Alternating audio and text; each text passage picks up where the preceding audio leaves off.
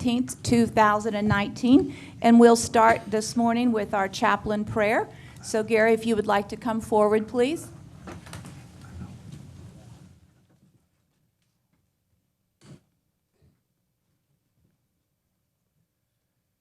Good morning, everyone.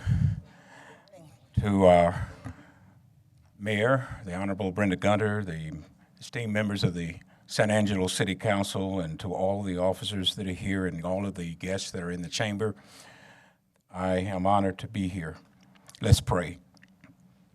Father in heaven, in the name of Jesus, we bow before you because it is written in Psalm 33:12, "Blessed is the nation whose God is the Lord."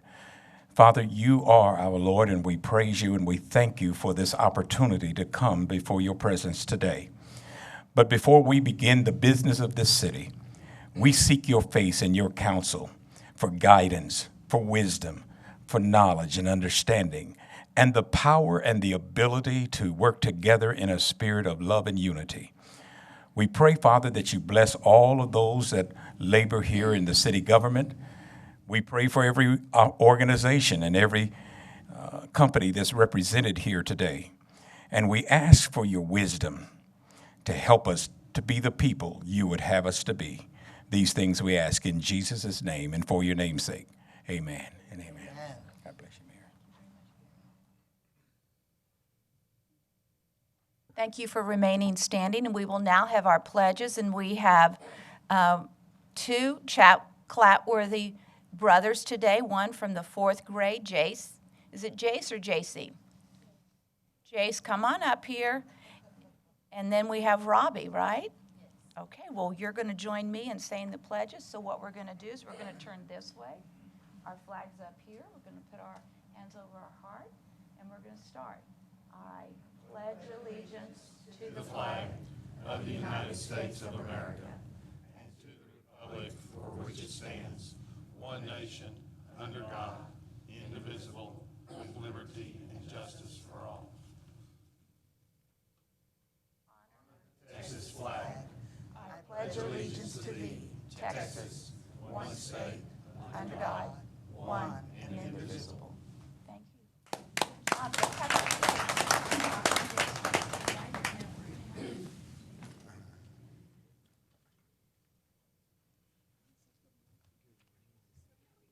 I didn't get the memo to wear a dark suit. That's okay, you look fine. Everybody's balled out. We have two proclamations today, so we will start off with the proclamation of September the 15th through October the 15th, 2019, as National Hispanic Heritage Month. During National Hispanic Heritage Month, we recognize the important presence of Hispanic Americans and their contributions made to the United States and San Angelo, Texas. This is also a time to celebrate the Hispanic heritage and culture. El Puente Foundation seeks to bridge culture through the arts and education. The city was named after the patron saint, Santa Angela, in honor of the city's founder's wife, Carolina Angela de la Garza. 45% of the city of San Angelo population is Hispanic and has contributed to the community since its inception through agriculture, the arts, business, civil service, education, military, music, ranching, and religious efforts. We encourage our citizens to share in this tribute by learning and celebrating the generations of Hispanic Americans who have positively influenced and enriched our community and nation. Therefore, I, Brenda Gunter, Mayor of the City of San Angelo, Texas, on behalf of the City Council, do hereby proclaim September 15th through October 15th, 2019 as National Hispanic Heritage Month in San Angelo, Texas, and encourage our citizens to learn more about the history and rich contributions to our society by Hispanic and Latino Americans. Do we have folks in the audience who will accept this proclamation today? Jason?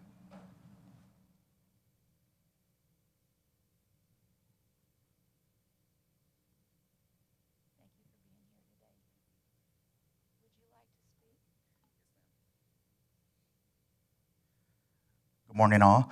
On behalf of El Puente Foundation and the Hispanic community of San Angelo, it is an honor to celebrate our traditions and value with all. And as the Mayor Brenda Gunner said, the Hispanics cultures are deeply rooted here in San Angelo, Texas, and our great nation. As you can tell, I'm not a people's person. I'm a little nervous, but you know, it's an honor to have City Council acknowledge the Hispanic Heritage Month, and we hope to continue to move forward in celebrating and sharing our values and enriching this nation. Let's have a picture.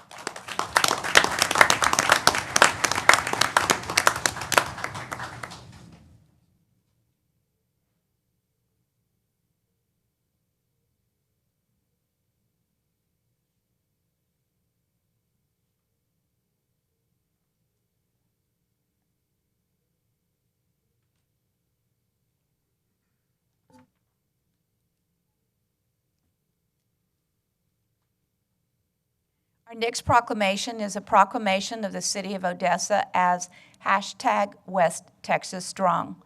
The City of San Angelo is shocked and saddened by the events that occurred on the afternoon of Saturday, August 31st, 2019 in Odessa, Texas. 7 victims were killed in this act of violence and more than 20 people were injured. Our hearts go out to the families and friends of the victims of this horrific, violent attack. We acknowledge the bravery and skill of the multiple agencies across West Texas and those throughout the state who responded and will continue to investigate this tragedy. This senseless act of violence, the second such attack impacting Texas this August, will not weaken the resolve of West Texans to stand strong in the face of adversity and support each other in our quest to provide a safe and secure environment for all of us. Therefore, I, Brenda Gunter, Mayor of the City of San Angelo, Texas, on behalf of the City Council, do hereby proclaim the City of Odessa as hashtag West Texas Strong in San Angelo, Texas, and call on all of our citizens to lift up the people of Odessa and all of West Texas in their thoughts and prayers. I will present this proclamation to the Mayor of Odessa on Monday when I'll meet with him and other West Texas mayors. Thank you very much.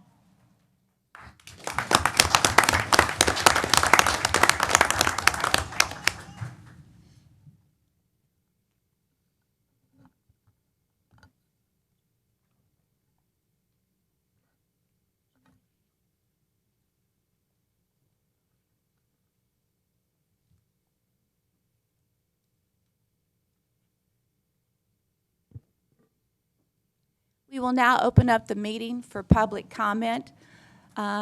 First, again, check to make sure that your cell phones are on silent or on vibrate.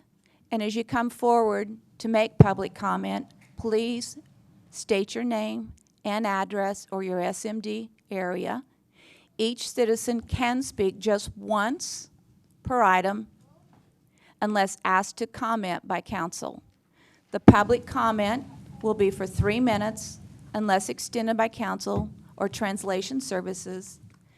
The proponent or opponents, 5 minutes unless extended by council or translation services. Council has no obligation to respond to comments or questions from the public. Any response from a member of the City Council to non-agenda comments is limited to a statement of specific factual information, recital of an existing policy, and directing staff to place a subject on a future agenda. With that, we will now open up our public comment. Do we have anyone here who would like to speak?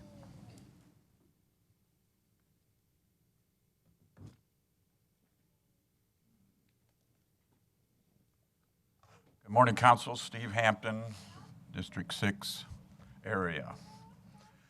I have 2 things that I'd like to bring before you. One is, and I've been up here before on this, there is a trash problem on the 306. This morning it was especially bad. It looked like the whole side of a trailer fell off and was strewn from the Sherwood corner down to the next exit. There was a couch and a chair looked like laying on the side. And I think that we have a problem if we have tie down and cover rules, we're not enforcing them. It may be our trash people. I don't know. I didn't see the accident occur or the situation occur, so I don't know exactly what the cause is. But it continues. It's gotten a little better over the last time. It looks like we hire people to go out and pick up the trash periodically, but from time to time we have large quantities of stuff fall off. Looks like what a trailer on the way to the dump. And that brings me to my second point, is that last time we had a shortage of 350,000 on the police, what their revenues were, and they came and asked us for money for the new budget. If I think some of this situation could be handled by them if they were out patrolling the streets. I'm a law and order person. I think they do, on the majority, a very good job. But when it comes to these situations, Your 3 minutes is up, Steve. Thank you for your comments. Further public comment?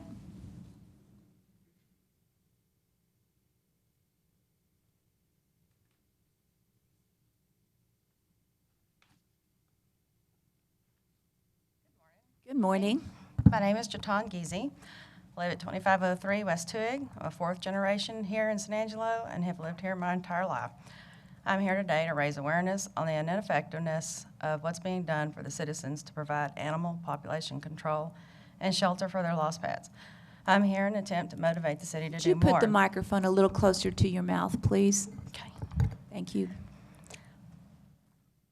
I volunteer my time and money for more than one of our local animal shelters and rescues. I am not alone. Most of my volunteer hours are spent with Critter Shack Rescue, which is where most of my data is from. I've provided a list of volunteer time and money by just a few.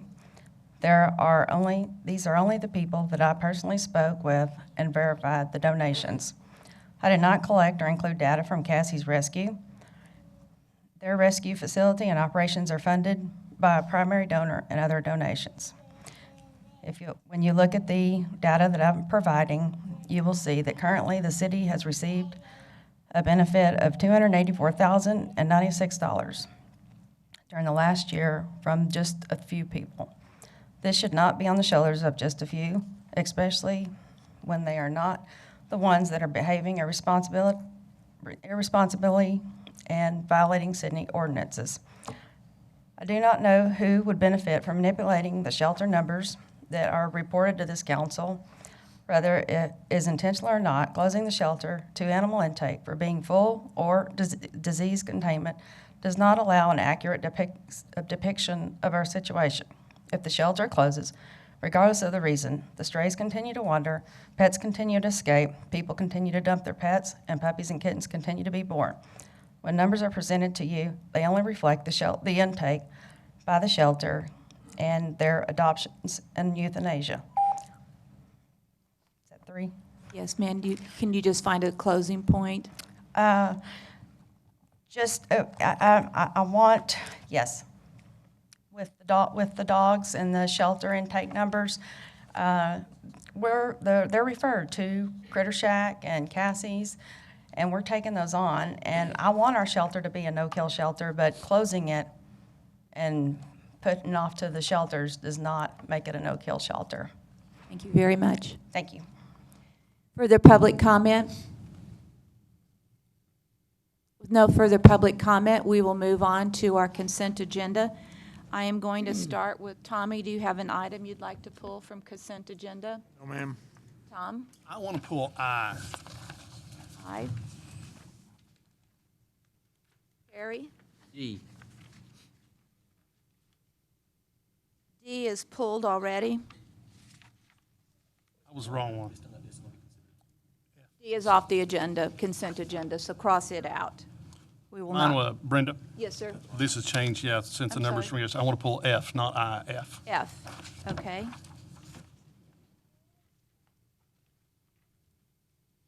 And Lucy? Nothing. Lane? No, ma'am. Billy? No, ma'am. All right. With that, do I have an approval on the consent agenda with the exception of item F? So moved. And a second. Lane, you seconded. Mayor? Any public comment? Does that motion need to include item D not being included? Does it need Well- to? We've already pulled it. We've already removed it, so we're All right. fine. So no would be the answer. Okay. With that, we will take a vote. All in favor of approving the consent agenda with the exception of item F, say aye. Aye. With none opposed, motion passes 7-0. Item F is consider approving an agreement for uniform rentals with UniFirst Corporation through Buy Board Contract Number 587-19 and authorizing the city manager to negotiate and execute all related documents. And so, Nolan, you're up, and Tom? No, I actually have a commercial clothing store within my district, and a lot of people don't understand why people actually use a facility and this. Can you give them a brief explanation of what the purpose of a commercial clothing does for the city? Yes, sir. Thank you. A few divisions have a higher propensity to damage their personal clothing as well as city-issued clothing. So even if we were to do the alternative, which is to purchase the uniform, the employees are still going to have a higher propensity to damage that article of clothing, whether it's waste, chemicals, just by the nature of their job, it's going to get soiled a little more easily than employees working in different capacities.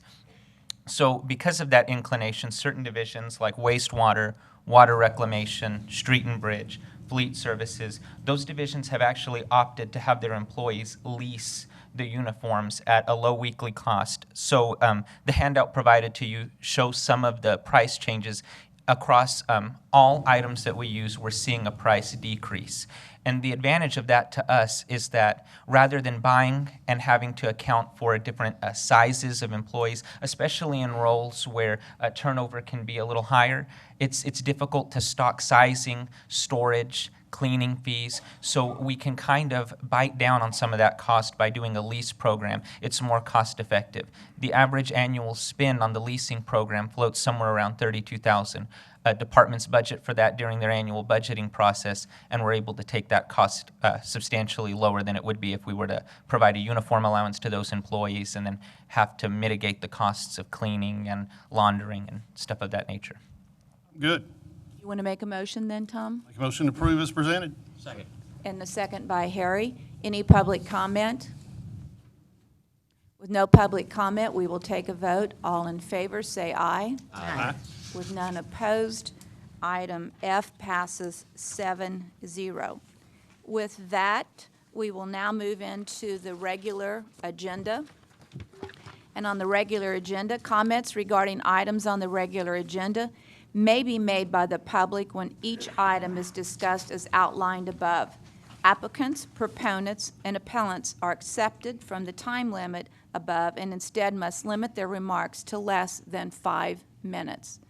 With that, we will go into item A, which is the first reading and public hearing of an ordinance amending PD 18-03, a rezoning from the single-family residential RS1 zoning district to the planned development PD zoning district to expand the existing PD 18-03 boundary to allow for uses permitted in the general commercial CG zoning district with the principal use of campground recreational vehicle park being 40.58 acres located at 2680 and 2698 Camper Road. John, you're on. Thank you. John James, Director of Planning and Development Services. You may recall this is a plan development that exists. Not too long ago, you all adopted a plan development for the existing RV park.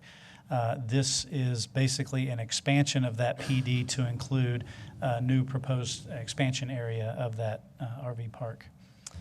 You can see here on the map, the blue line represents the existing plan development district, and then the red reflects the expansion area.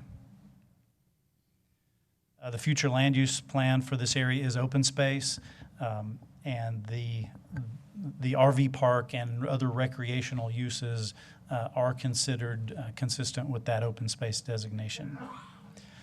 Just a few pictures of the area. You can see the existing RV park area there, existing retail store that's on the site, as well as the boat rental.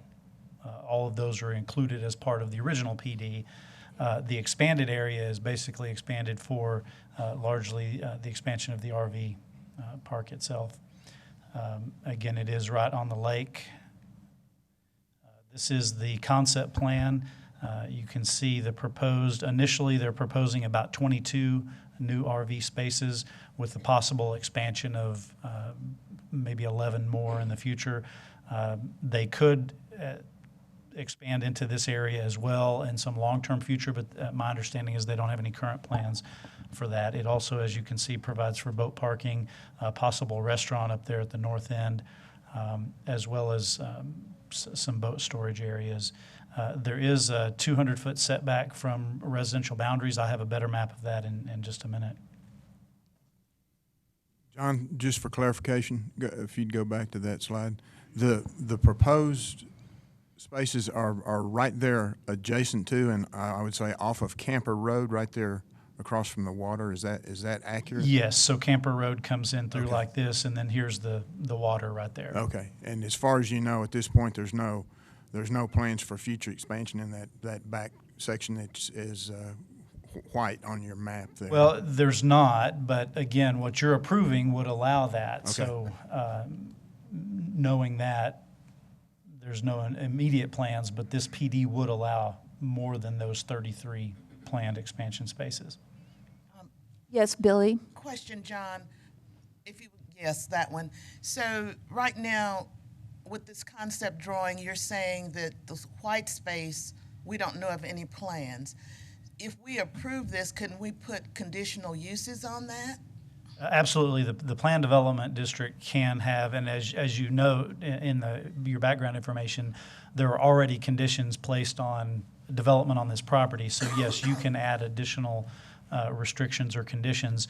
This property is unique in that the city owns it. So you all act also, or the city acts as the lessor of the property. So depending on exactly what types of conditions you want to place on it, some of those may be appropriate to add to this plan development, although you might consider including some of those in the terms of the lease, because that's not before you today, but that will be coming back to you as the property owner. You could place stipulations in the lease as well.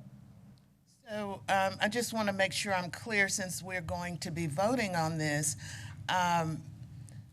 Could one of the conditions be, because I got a call from a concerned citizen, about how many spaces could be added to that, and I guess in the background information it said the expansion could allow up to 229 additional spaces.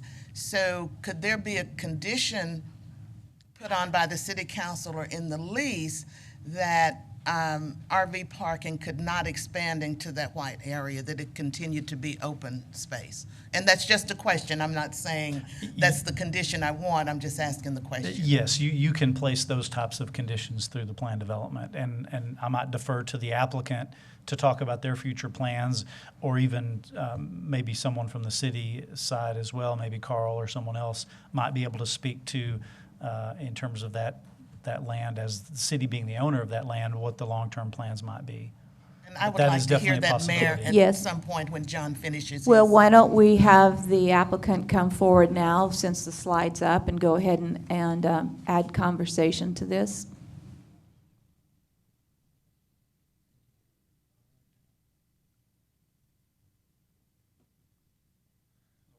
I'm Ray Broadway. I'm the current RV space owner out there. Yeah, the open space there is no plans for development there. Long-term plan there is having events there, car shows, things of that nature, maybe, moving some of that stuff out there. But no, there's never no plans to move for us to expand out in that open area with RV spaces at all. So Ray, are you saying, without saying it, you would be okay with the condition that no expansion of the RV spaces in that area would be acceptable? Is that what you're saying to us? In this white area, that yeah, white area. I'm okay with that, yeah. Okay, all right. All right, thank you, Ray. Thanks. John, you want to come back up?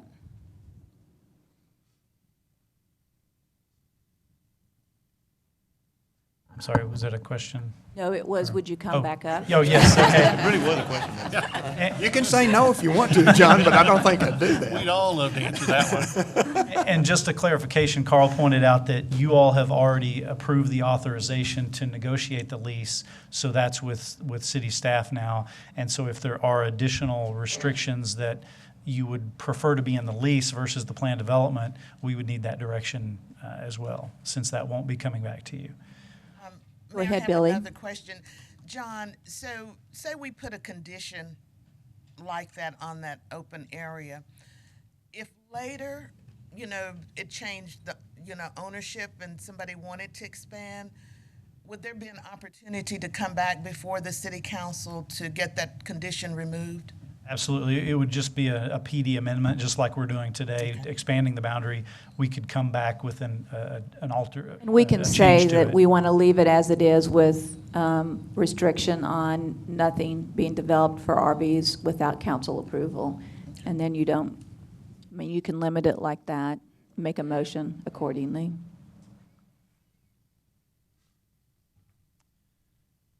I won't read through all of these, it's in your background information, but it's just some of the reasons that we looked at for why staff is recommending approval of the site. It basically fits with the area. It's an expansion of an existing use in that area and really is consistent with the city's adopted plans for that land.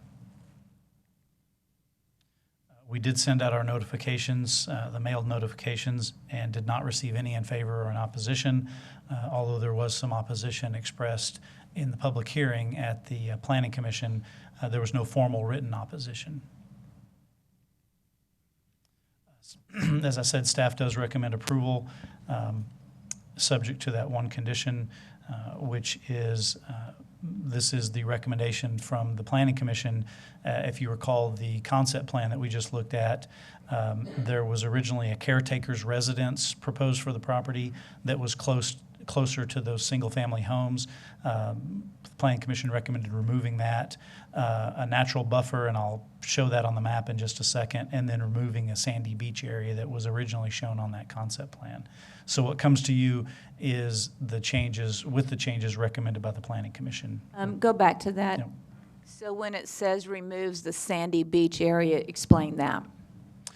The original concept plan had shown an area where they could create a beach for, I guess, the RV customers would have a beach area, and the Planning Commission recommended removing that from the concept plan. John, would that have been across Camper Road there? Yes, I think if I recall, it was kind of up in this area somewhere. Okay. But that has been removed? Correct. Okay. And my understanding is that based on the conversation at the Planning Commission, the applicant was okay with all of those stipulations. As I mentioned, the Planning Commission did recommend approval, 5-1 vote. The issue and the question for you all, our RV park standards were modified 5 or 6 years ago. And as part of that, there was a citizen committee, and then ultimately it came to city council. And the recommendation was that all new RV parks and all expansions of existing RV parks would be subject to these new rules, which included paving of all internal roads and spaces. The applicant has asked not to have to pave the roads within this site, but they could use dirt or packed caliche kind of roadways. Staff's recommendation is for it to be paved consistent with the RV park standards that apply throughout the city. The commission voted to approve without the paving requirement. The 5-1 vote, the one no vote, she was supportive of the RV park expansion, but she believed that the paving should be required. There is a requirement also for a concrete pad where the RVs actually sit. That is still within this requirement, so that was not waived.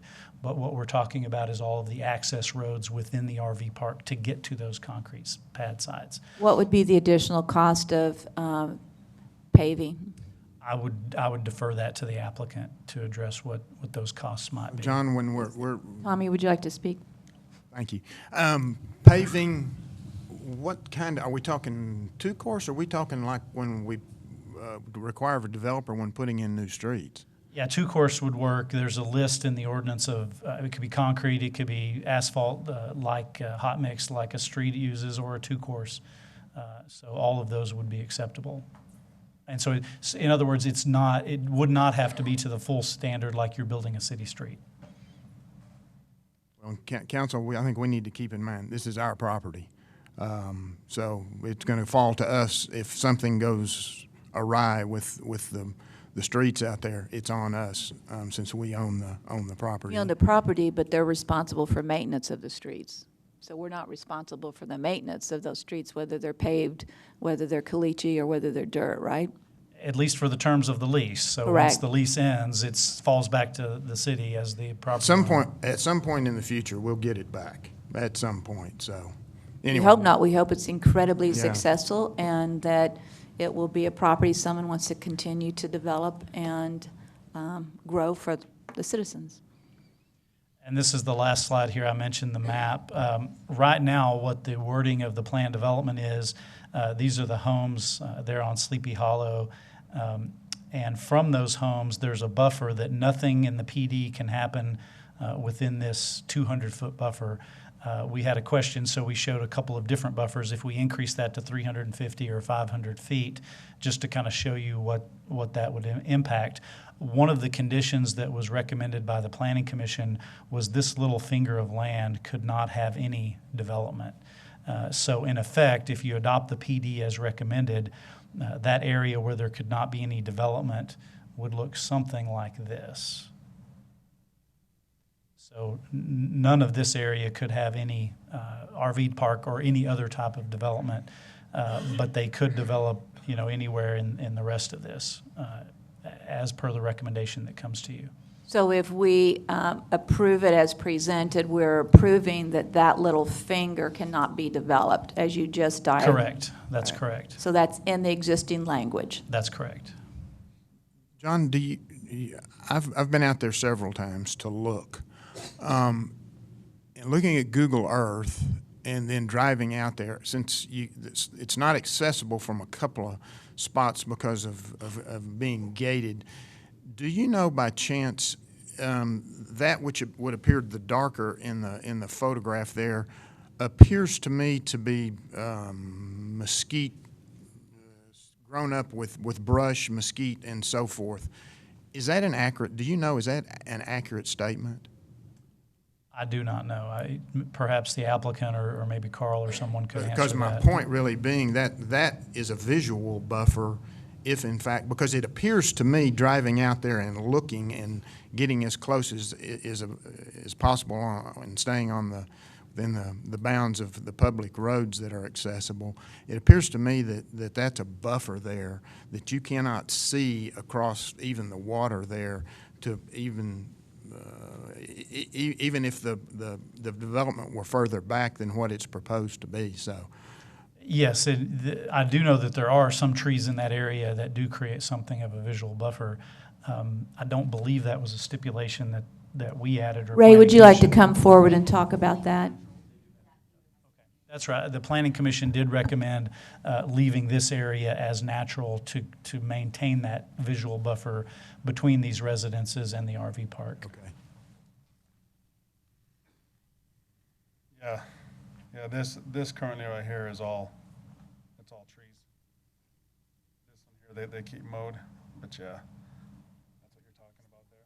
So you really, again, I couldn't go in somebody's yard close to the water there, so to see, can you see, Ray, if you're in someone's backyard on the lake there, can you see through that buffer there, or is it completely screened? Spring or fall might be different. Yeah. Yeah, so I went and met with some of the homeowners over there, went to their houses. And yeah, depending on where you're standing and what you're doing over here, you could see across there. And so that's why, I was in agreement too with this finger here all being never developed, leave it just the way it is. Because you got a row of trees here, and you also got a row of trees on this side here as well that act as that visual buffer. So it still made it so that it was hard to see anything beyond that. Thank you. Thank you. John? And I think that was it, unless you have any other questions for me. Do I have further questions from council? I have one, Mayor. Okay, go ahead, Tommy. John, what, in terms of when we're talking RV parks, what kind of disposal are we talking about for waste disposal from the RVs?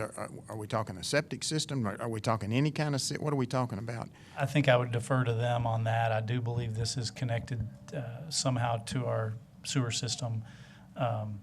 We There's talked probably about like a the dump station grinders or and the something. lift stations Yeah. in there. So, I Right. mean, we addressed that early on when we were talking about this lease and the development of it. So just remind everybody, Ray, of what that was done, what was Yeah, done on that. So the new development will tie into our current system, which we're handling our system well. We've done some studies on it, and we can add, this much more to it and be okay. And with the lift stations that we have that are full grinders, they either manually or automatically time differences, so it's not all pumping at one time out to the city. But the line that goes to the city, it's just the same line, and we're gonna handle it all internally and get it out, so it doesn't add any more, load per hour or load per minute on the line or nothing. It's the same flow. The flow rate's gonna stay the same. We just separate it out at different times with our lift stations. On the RV park, Ray, will it be set up to accept Class A, B, or C RVs? Or, because I think there's certain issues in terms of weight for different RVs. It accepts them all. All A, Accepts them all. B, and So C both, yeah. there won't be any issue with the weight? No. Okay. Ray, do you know how much additional the cost would be to do a two-course treatment pavement? Pavement is about $10 a square foot is our cheapest bid, and $15 a square foot is our highest bid. Only one contractor would even want to do it out there, they said, just because of the water tables. That land actually moves out there a little bit when the water goes up and down. The current water table at the park's about 18 inches. So with just that weight and the fluctuating of the roads and all that, it's easier to maintain it with like the number 2 commercial base. We can take our road maintainer out there and maintain it easier that way versus a constant with the weights, with a constant, with the moving out there. The roads would definitely be breaking up a lot more, just because of that. And the other issue is if you did have to do paving, what would be the additional cost for rentals to do that? And would you then not be competitive with anybody else? Because obviously you have to put into the cost of a rental, the cost of roads. Yeah, even just the concrete pads are gonna raise it a little bit, seeing as how most RV parks in the area doesn't have any of that. They don't have any of that cost to maintain and upkeep. But yeah, it'd probably put us in the same rental stuff as the coastal parks. So if you're gonna pay that price, why not go to the coast? That it does cause a huge cost increase to that. Like I say, and even there's one contractor that would do it, but wouldn't really stand behind it because he knows they're saying we could do a lot of work out there. And he was about $15 a square foot, to pave anything out there, So it's a huge increase, and it would be. I think we'd be pricing you out of business. If we did the paved roads, yes, I believe so too. As far as pricing us out of the expansion, yeah. Agreed. All right, with that, do I have any further questions for Ray before he sits down? If not, do I have a motion on this item A?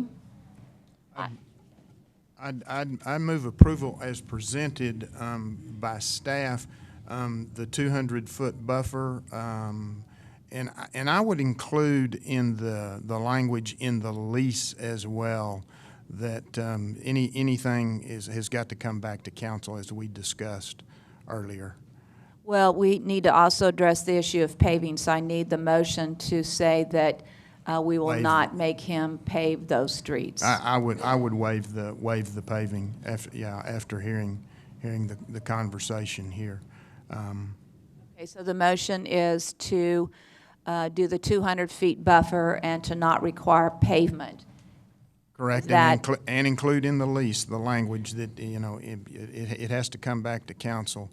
If there's any further development. If there's on any that further wide development. area. Yeah. Is the Okay. paving exception, is that for the streets and the pads or streets only? No, the concrete pads have to exist. Concrete It's just pads are paving the included, streets. Julia. Did we want 200 or 350? The green line is the 350. No, we wanted the 200 with that outreach and that one little finger, this is part of it here. which is what John presented Yeah. in our documents. So it's inclusive of that. And to maintain that visual buffer, that Yes. not ever be removed there. Is everyone clear on the motion? Okay, with that motion, do I have a second? A second by Billy. Do I have public comment? Yes, ma'am, please come forward.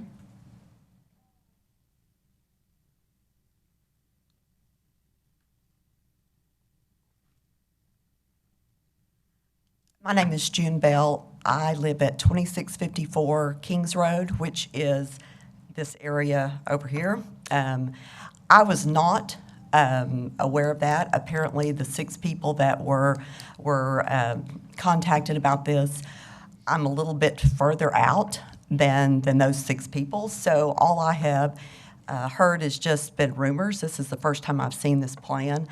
I know several years ago there was another plan, and that was not approved. I do have some concerns. This is a residential neighborhood.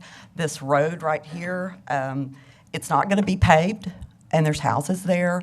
I mean, you start thinking about the traffic constantly with those RVs going back and forth.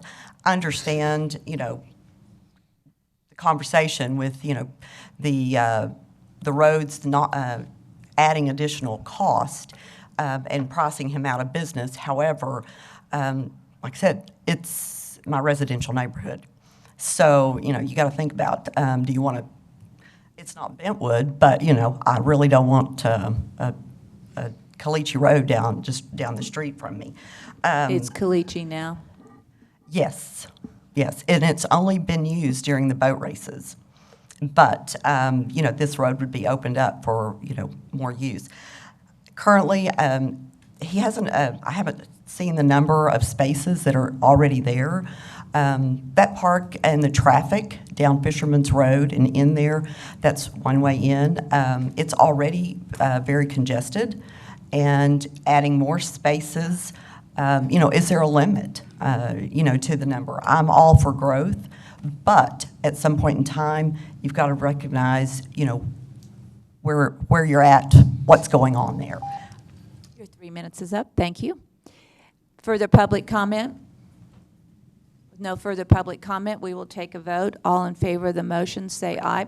I'm sorry, just to clarify on her comment, this road is a secondary access road for emergency vehicles only, so RVs won't be accessing the park on that road. Thank you, John. All right, with that, we'll take a vote. All in favor, say aye. Aye. None opposed, motion passes 7-0.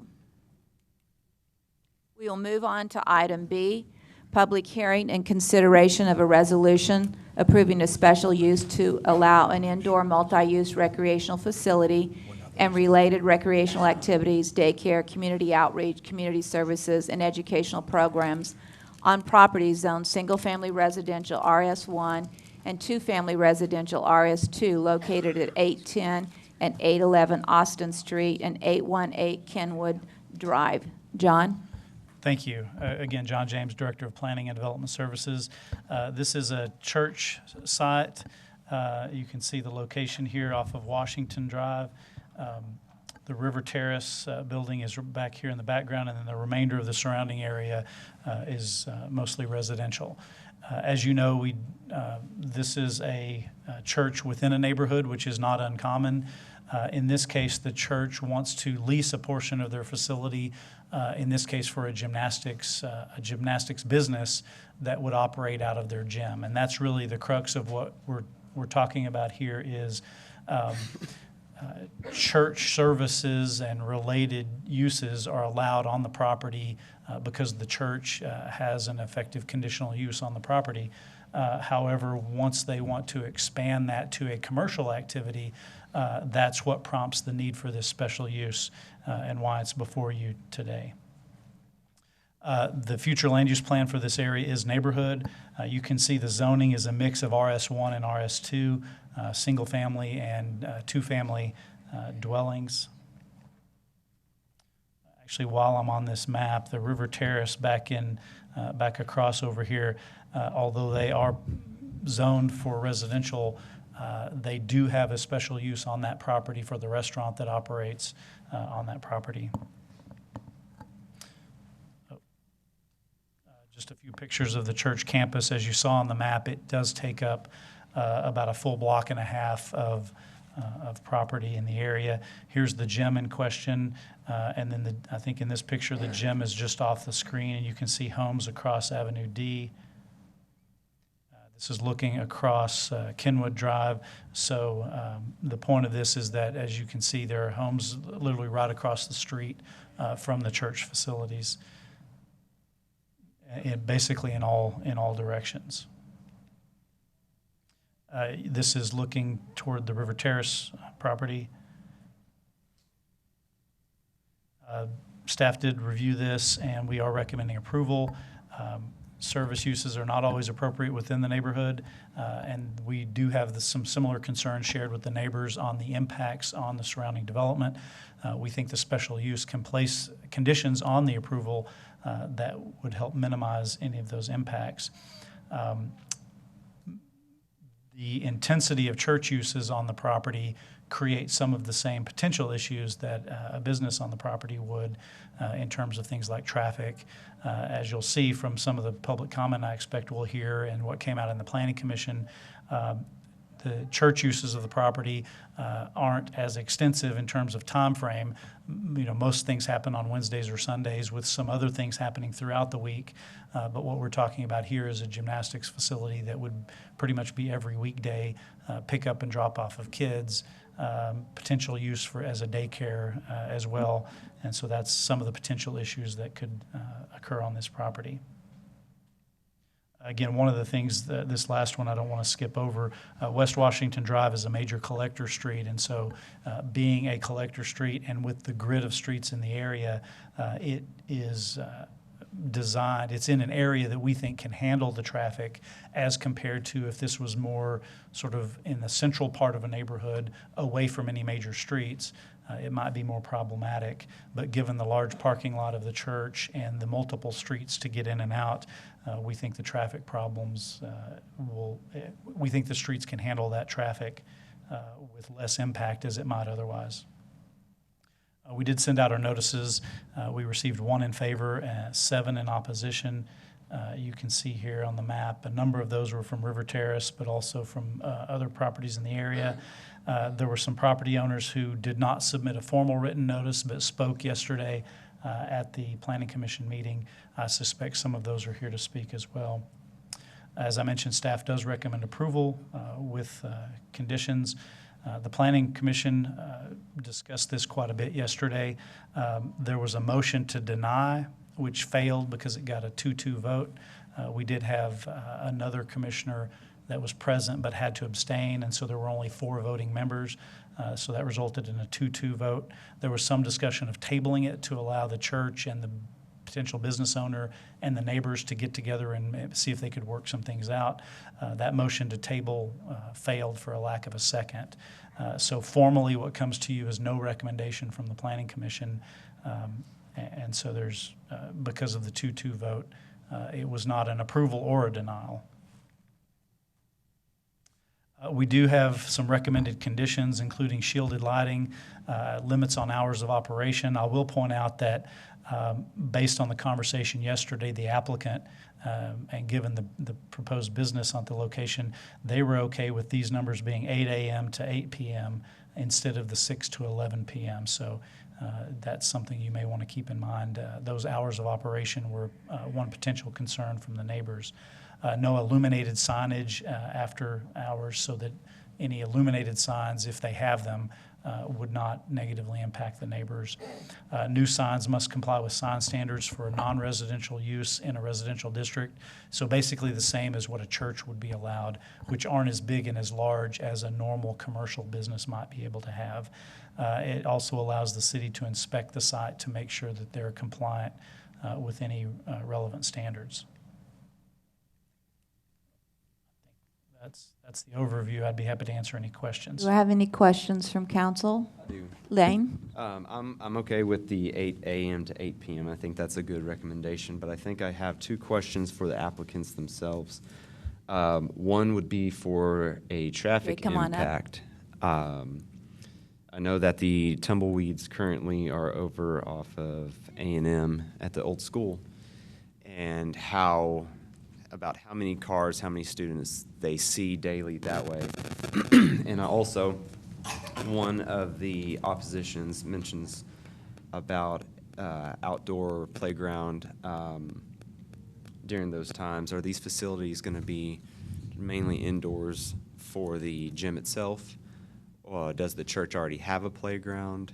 Sure. So let me speak to a few of those issues. First, the time frame. Linda and I discussed actually after the meeting. There are rare occasions where she has tournaments that would go past 8 p.m. So I think 6 to 11 would be more agreeable, just so that we're not, so that during those times that we're in agreement with the special use permit. As far as the playground equipment goes, we have an area where a playground was for a long period of time, but all of those apparatus for the jungle gym and all of that were weather worn, and so we removed those about a year ago because we felt like that was a blight in the neighborhood. And so there's a place for a playground. There was a playground that within the past year. We've taken it out, but we potentially could put it back. And John, for playground purposes, a church right now, even being zoned for residential, can have an outdoor playground, or is, okay. For the sign, can we go back? No illuminated sign.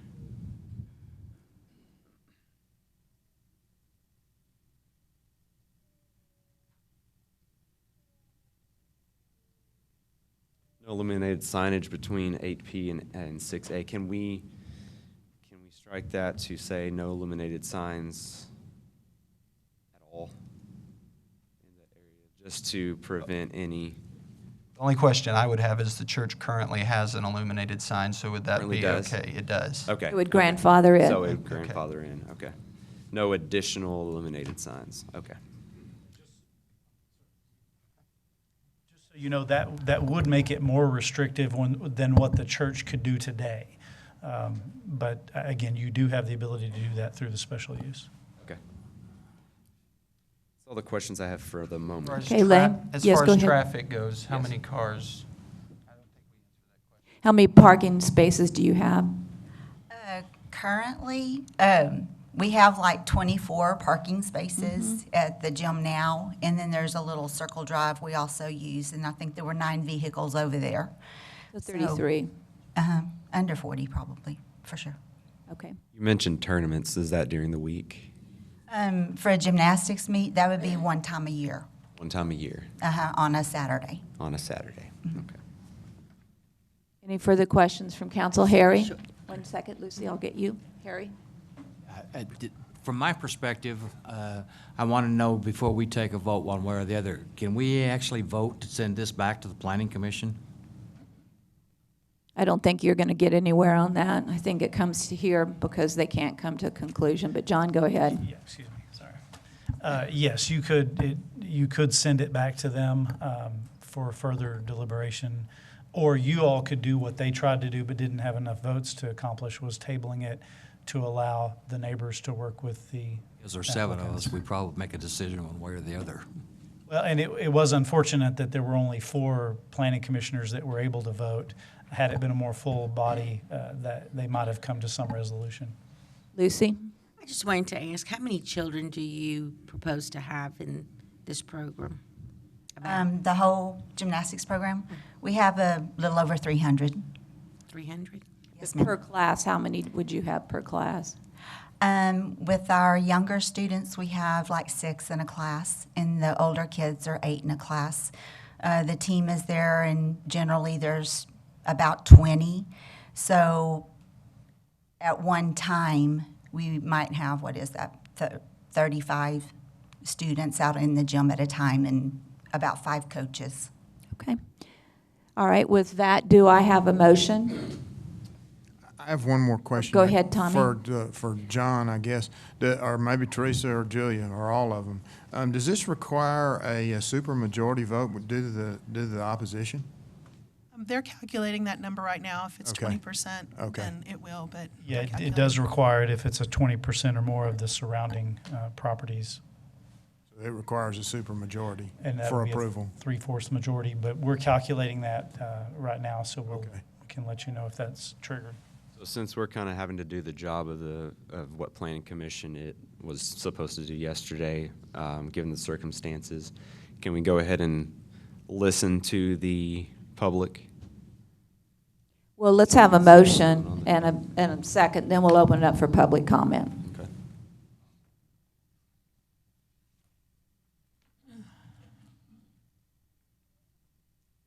So I guess for the time being then, I'll go ahead and make the motion, and I can amend it if necessary. Sure. I'll make the motion to approve with the 6 a.m. to 11 p.m. 6 to 11. You said that, is the tournament the time that we have that go out of normal range? What's a Generally, day-to-day operation? gymnastics meet starts about 8 o'clock. So, like, we just hosted one this last weekend at Central. And so we were all there about 7 o'clock, to set up so that the teams could come in and get started by 8. Okay. And I think we were out of there probably by about 8 o'clock. Okay, thank you. So All you're right, about Lane. 7 to 8 p.m., Mhm. 7 8 to 8 p.m. on that. Yes, sir. So for normal day-to-day operation during the week hours, work week hours, Monday through Friday, this might get complicated. Can we do the normal business hour, kind of 8 a.m. to 8 p.m. with the tournaments on a Saturday with extended hours? Is that a possibility? Well, do you really have a need at all during the week to have it open till 11 p.m.? No, ma'am.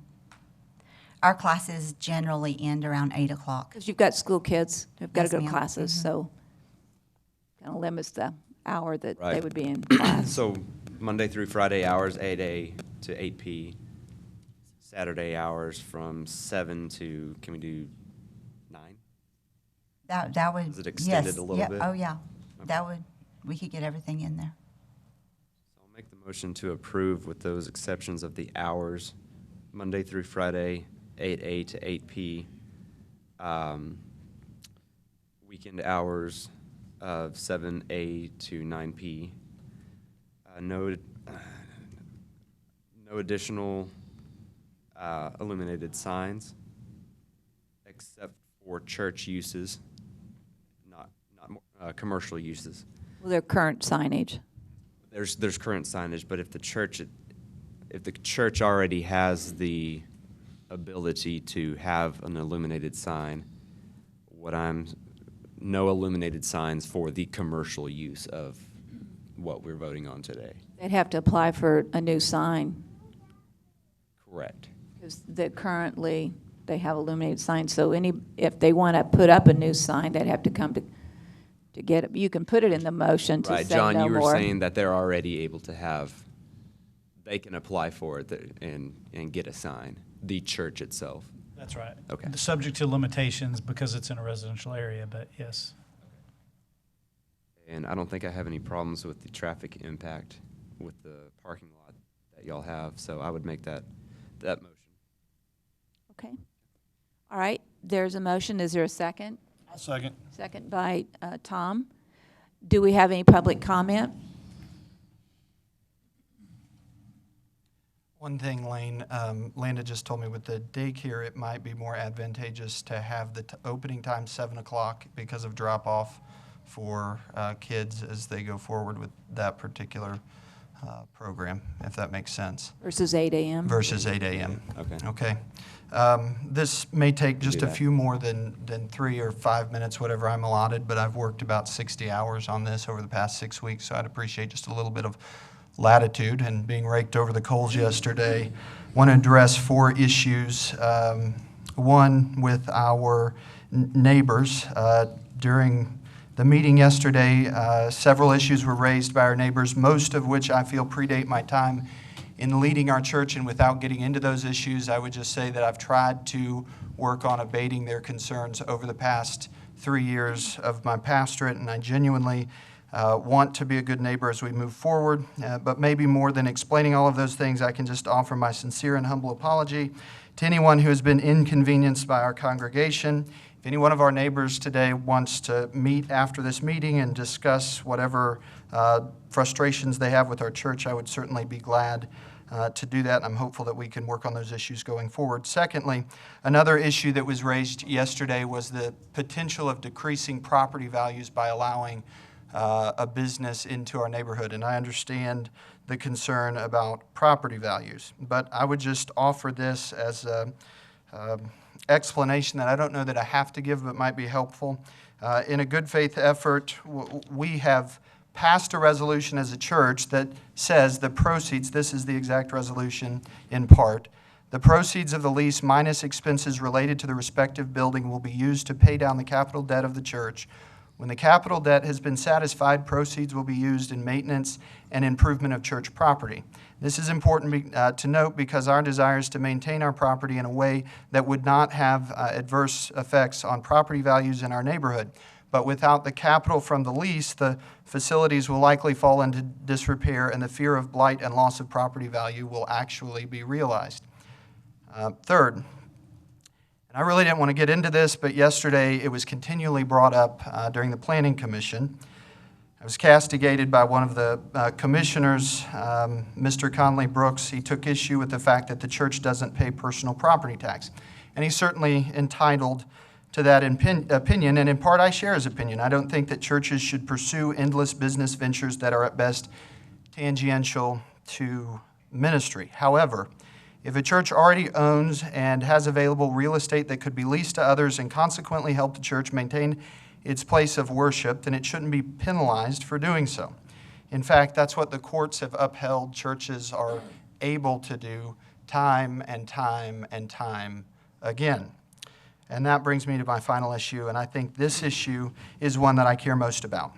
In the past 6 weeks, it has been unsettling how many times I have been discouraged from talking about the topic I'm about to. I have had a city official say that they weren't prepared to talk about it. Yesterday, I was mocked for bringing it up. The issue is that of equitable application of the law.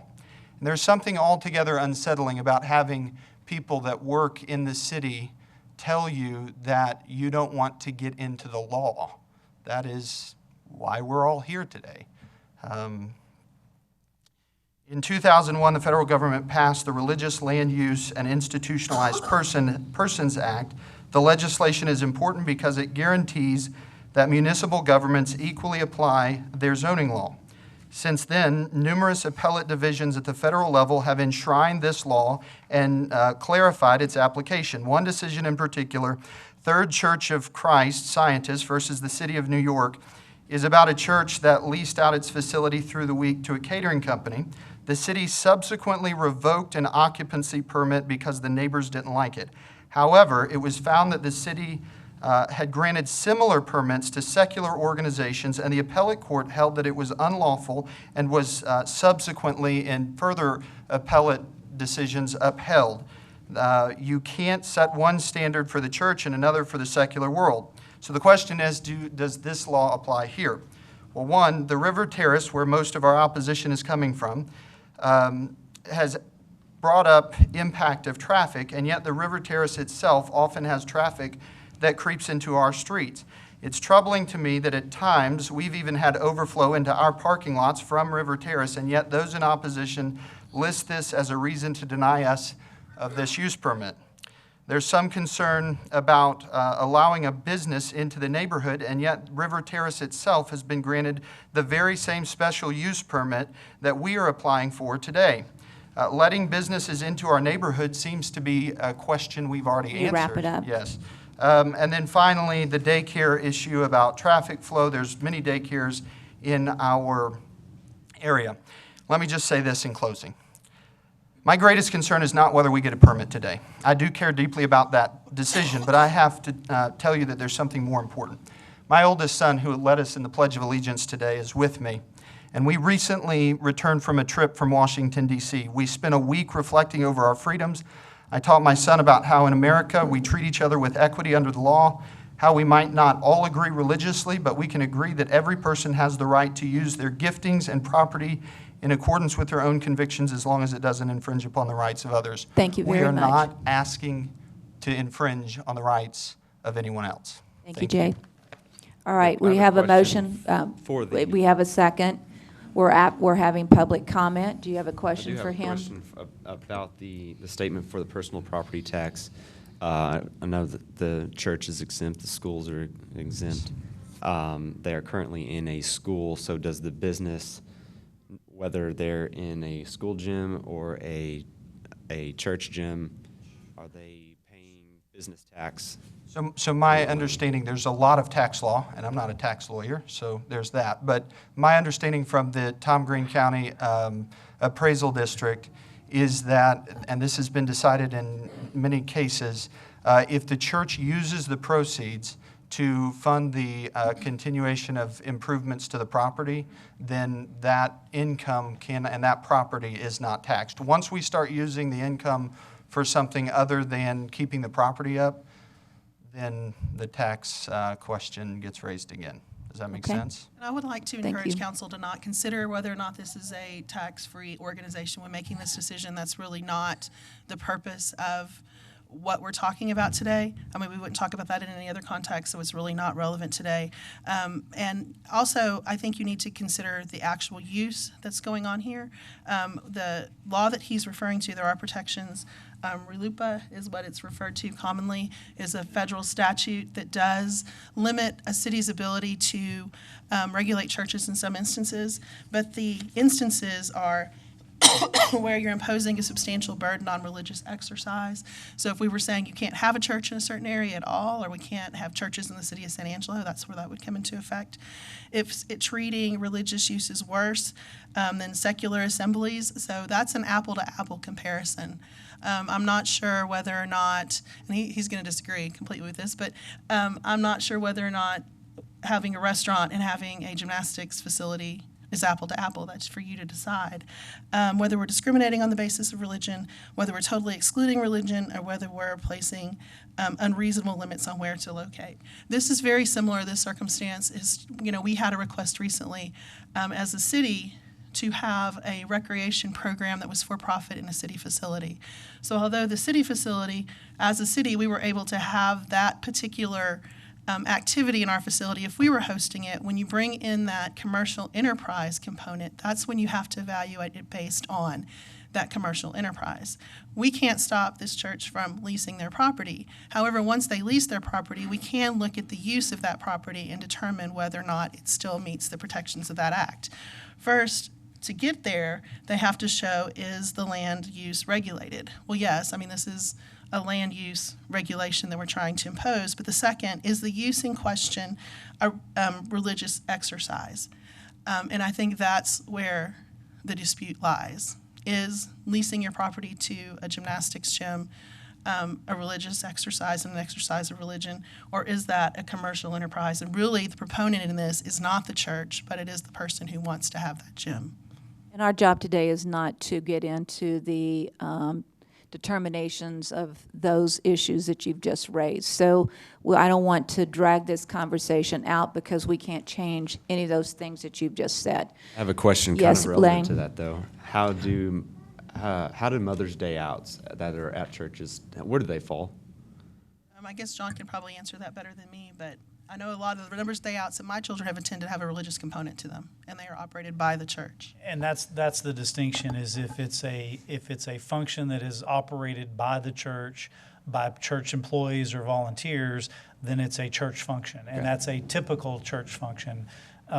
If they were to lease their space out to a private commercial daycare, then it becomes a commercial daycare.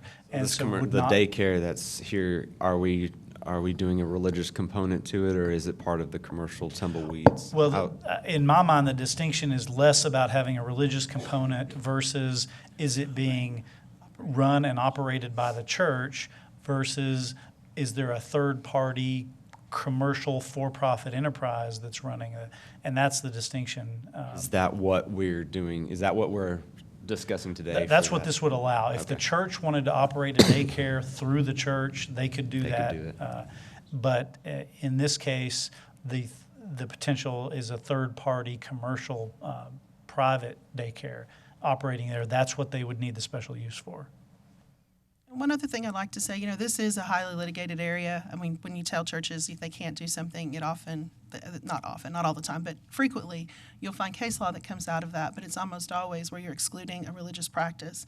There is a West Texas case, Castle Hills First Baptist versus the City of Castle Hills, and in that case, the court explicitly rejected a claim by the church of the financial cost and convenience and their frustration of not getting to do what they want with their property as a proper claim under this act.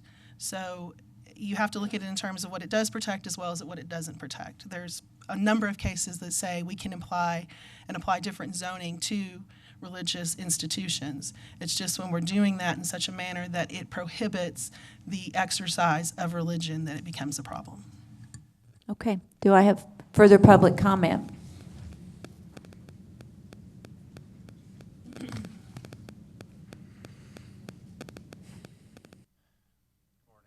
Morning. My name's Don Payne. I'm the property owner at number 16 up there. I've lived across Kenwood Street from the church for 29 years. I will say that we all try to live together in the neighborhood. The church is a part of the neighborhood. The church and all its activities are a part of the neighborhood. In the past, though, the folks, and I can attest to this, the things that the church does has an impact on the neighborhood, the noise, the traffic, that sort of thing. I did not respond in opposition to this because I wanted to know more about it. The gentleman's apologies notwithstanding, the fact is there's been no community outreach, even though that's a catch-all word that folks like to use when they're asking for things like this. There's been no outreach from the church to the neighborhood to let us know exactly what they want to do here. And so what this comes down to, this isn't simply as staff put it, the crux of it is that they want to bring a commercial enterprise in. It's not simply that. It also comes down to the way this is written, it's the possibility of additional commercial enterprises. And the gentleman's argument seems to come down to, well, somebody else got to do it, so the church should get to do it too. And that's not really a reasonable argument. I think what the argument comes down to is how much is enough in a residential neighborhood? How much is too much in a residential neighborhood? And where does it stop? I have a separate garage and a separate driveway on my property, which is 50 feet across the street from the church. I'm under the same zoning restrictions. Can I come to the council and ask to use my property for a competing enterprise? And am I going to be granted a special use just because somebody else got it? We're looking at imposing traffic problems. There's been no traffic study done We're looking at imposing traffic problems in a neighborhood where we already have traffic problems because of, or it's at some times because of the use that River Terrace across the street is using, okay? I need you to wrap up your comments if you could. Those problems tend to last for about an hour or two at a time. Here we're talking about an enterprise that's going to be coming in with 300 students and operations that go in different classes at lots of different times, beginning from early in the morning going until late at night. That's not compatible with the use in a neighborhood. And I asked yesterday at the Planning Commission that they might consider tabling this so that we could discuss with the church more about the impact on the community and what we could do about it. Could we come to some sort of an accommodation? I'm still asking for that. But if I can't get some information about this from the church and some reasonable limitations on I this. need you to wrap it up, please. Some reasonable limitations, then my vote would be no, and I'd ask the council to consider what I've talked about this morning. Any further public comment? Please come forward.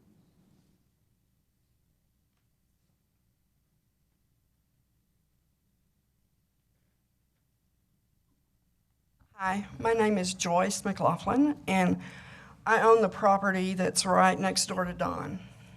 We are directly across this Kenwood Street from the church, and our driveway backs up to their two-exit driveway on that side of the church.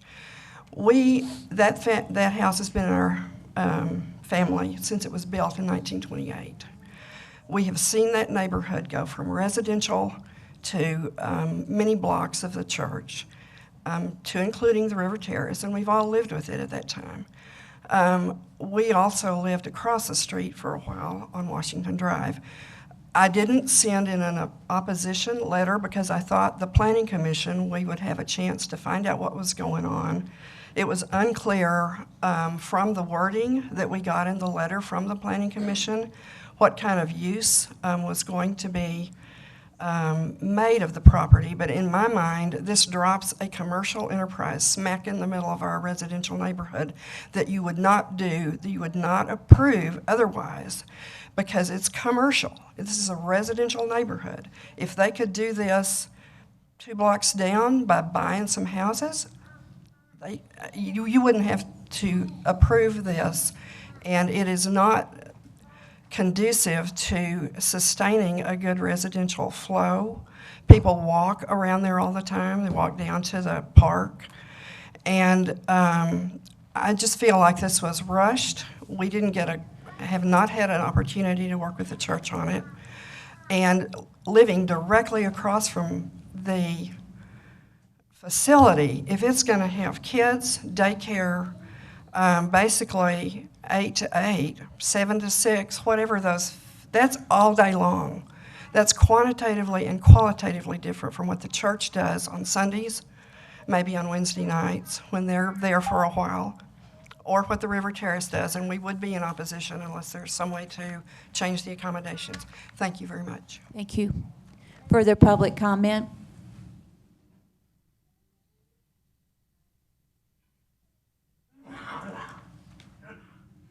Hello, my name is Sarah. I live at 3310 Cumberland Drive.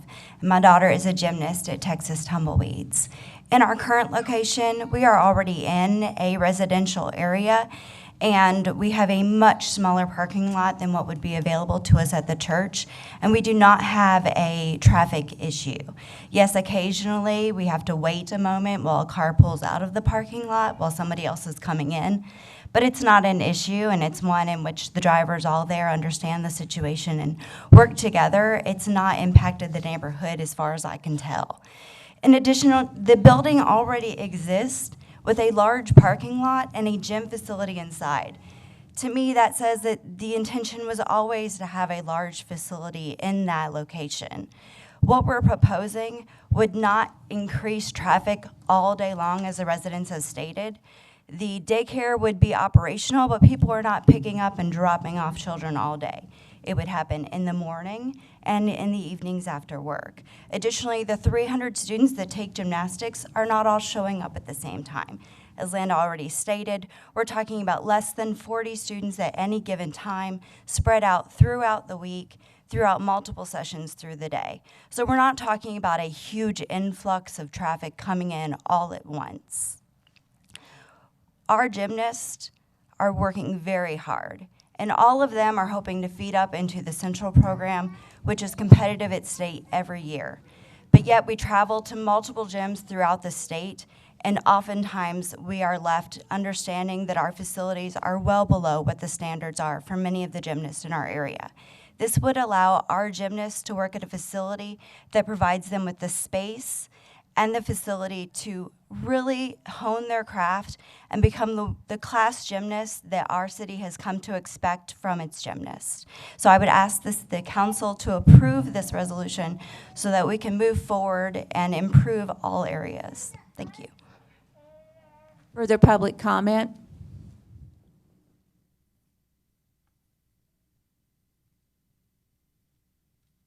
My name is Ashley Panter. I live at 5302 Briarwood Drive. I currently have a 5-year-old and 7-year-old that attend Santa Rita. We transfer into Santa Rita, and there are a lot of children that have to have after-school programs. Santa Rita Learning Center is picked up from there. There's also Concho Valley Gymnastics. They have a bus that come and pick up students. If Texas Tumbleweeds did decide to have an after-school program, that would really help with the Santa Rita students. Also, in question with your Bible studies, we do have a pastor that is one of our coaches. Our children do devotion every day if they are on the team. Also, it is my understanding that the daycare would go underneath the ABECA curriculum, which is also Christian-based, so it would be flowed in with the church. I'm also a concerned parent because this day and age, you cannot send your child out and just ride your bike like I did until the sun went down. As a parent, you have to pay for your child to do something in order for them to do anything at all. Otherwise, they're just sitting at home bored. They cannot go outside. That's just not how it is anymore. So having a larger facility and also having an after-school program or a daycare is also going to help parents. I understand that a lot of residents in this area might not be current parents in this day and age, but it is not like it was even when I was growing up. 12 years ago, I worked for the city of San Angelo, I worked for the recreation department. We hosted several basketball tournaments at this exact same location, and I kept score there. So it has been in use for any type of recreational activities for several years. So I'm hoping that you guys approve this. Thank you. Thank you for being under 3 minutes. John, you want to address that issue, because if the church has been using that that space gymnasium in the past for recreational things such as basketball tournaments, why is it now an issue if the Tumbleweeds want to start using it? The major distinction is that it's for a for-profit commercial use, which doesn't have the same basically exemptions as a church would. This is one of those cases where our ordinances, in fact, I guess contrary to some of what's been suggested, our ordinances actually bend over backwards to allow churches to do things that any for-profit business would not be able to do. But by the same token, because we allow churches in the middle of neighborhoods like this, we still have those distinctions that if a commercial business wants to operate there, they don't get those same protections. So if I'm Texas Tumbleweeds, I'm thinking outside the box here, so pardon me for a minute. But let's say the church doesn't have a lease with Texas Tumbleweeds, but in fact each student pays the church a fee. And then a piece of that fee goes back to the Texas Tumbleweeds. Does that qualify or not qualify? Again, there's some gray area there, but I would say that to me looks like a commercial use of the property. One of the things that we often look at is it a typical church use on the property? So these questions sometimes come up when churches in other cities have created a small coffee shop or cafe. Well, if they're serving food and drinks to people attending the church on Sunday morning, that's generally okay. If it operates more like a restaurant that is open to the public during normal restaurant type hours, at some point it crosses the line into being a commercial activity that's not a typical religious church type activity. So there are some gray areas, but in that case, I would say that's more like a commercial use than a church use. Do I have further public comment? Please come forward.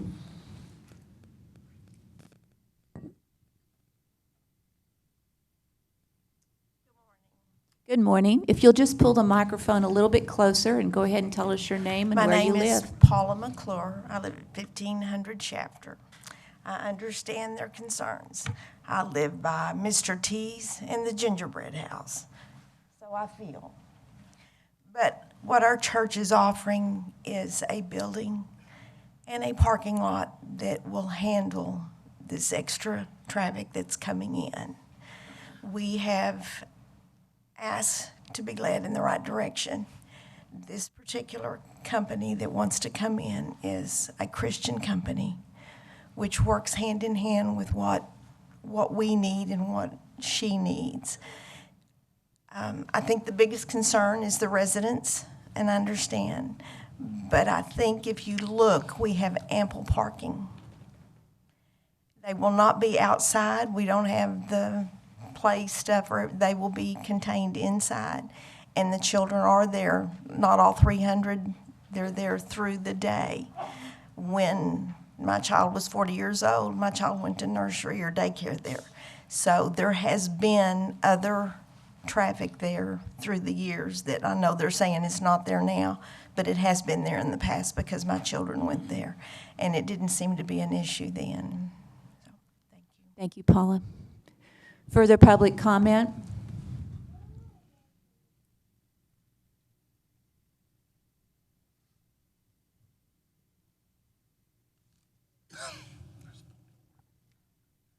Good morning. Good morning.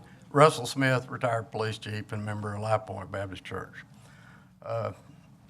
Honorable Mayor and City Council, staff,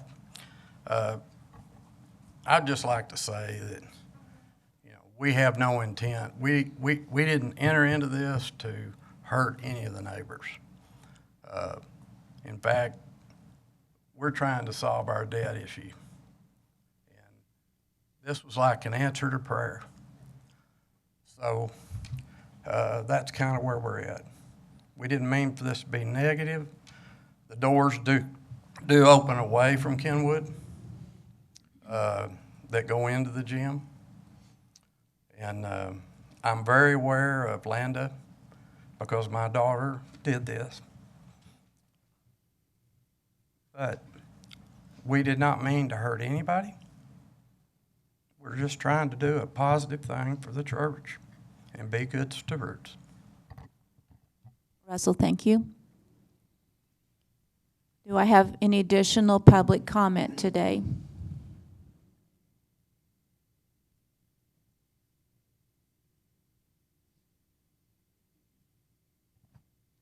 Yeah, I don't know if it raises tall enough for you.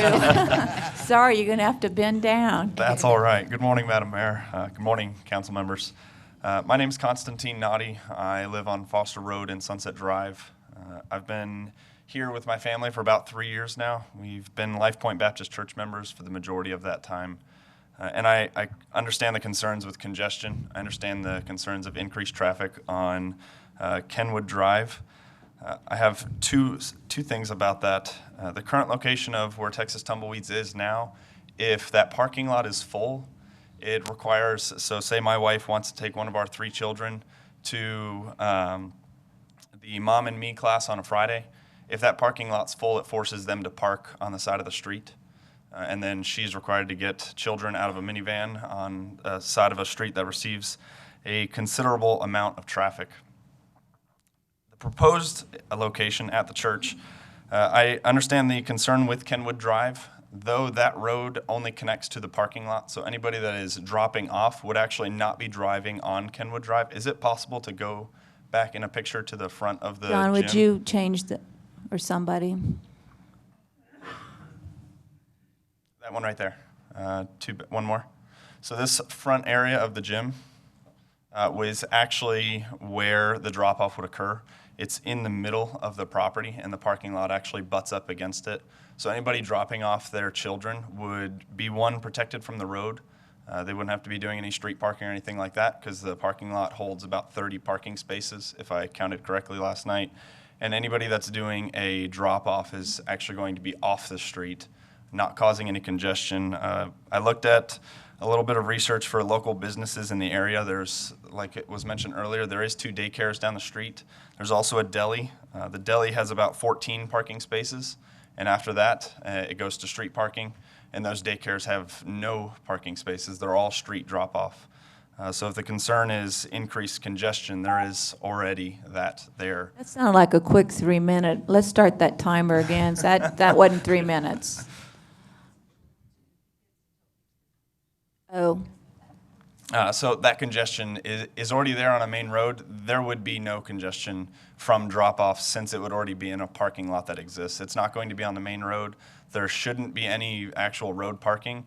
And as far as the Riverview Restaurant, I looked at the hours, and unless the hours online are wrong, Riverview Restaurants from Monday to Friday is open from 11 to 2 for the lunch hour, and then on Friday from 6 to 9. And then on Saturday, I believe it's lunch hours again and 6 to 9 as well. The only time that would overlap is for, according to Texas Tumbleweed's online hours, is for an hour at the end of a Friday. They close at 7 on Fridays, according to their current schedule. So the only time that might conflict is during the lunchtime, which is 10 to 10:45. That's the Mommy and Me class on a Friday. But they'd be leaving as the lunch hour would be starting. So even for that restaurant and the business that's there already, there wouldn't be any congestion from this. I think that the special permit should be approved. I think it's a safer place to drop off children. I think it's a better use of a facility that's not currently being used for anything other than a couple gym activities such as basketball tournaments. And I think that the congestion that's might be experienced by local homeowners is going to be 0 to none. Thank you. Thank you, Madam Mayor. Thank you, Council. Further public comment?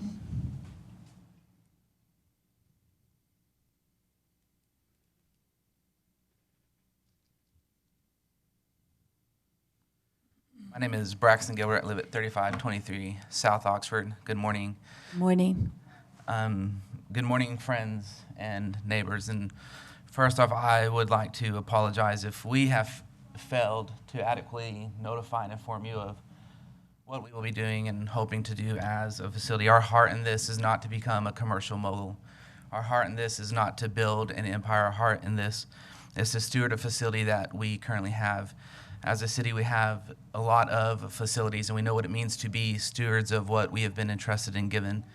And that is all we were trying to do with this building that sits, as Mr. Noddy just mentioned, vacant most of the week. We are trying to be stewards of this building, and this opportunity to work with Tumbleweed Gymnastics is a benefit to them, and having a facility where they can drop off safely their children and to adequately do what they need to do, and a benefit not only for our church but for our ministries moving forward. As that occurs, the cost of the building, we free up funds to further serve our community, which we have been doing for decades. And so with that, I want to once again apologize if we haven't done what we have needed to do as your neighbors. Thank you. Thank you. Further public comment?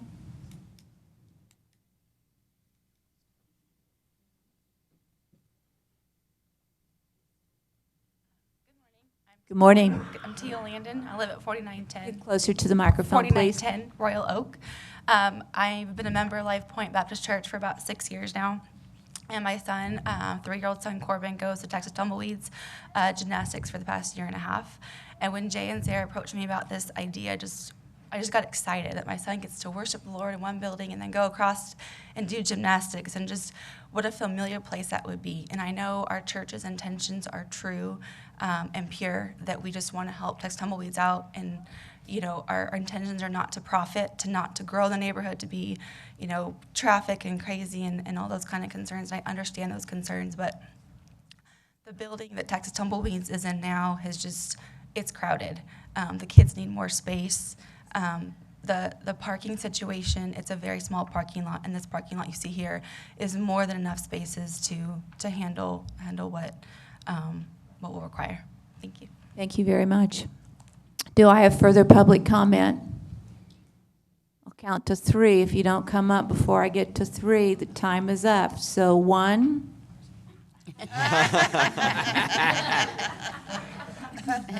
Hi, I'm Melissa Bruns. I live at 813 Windermere Circle.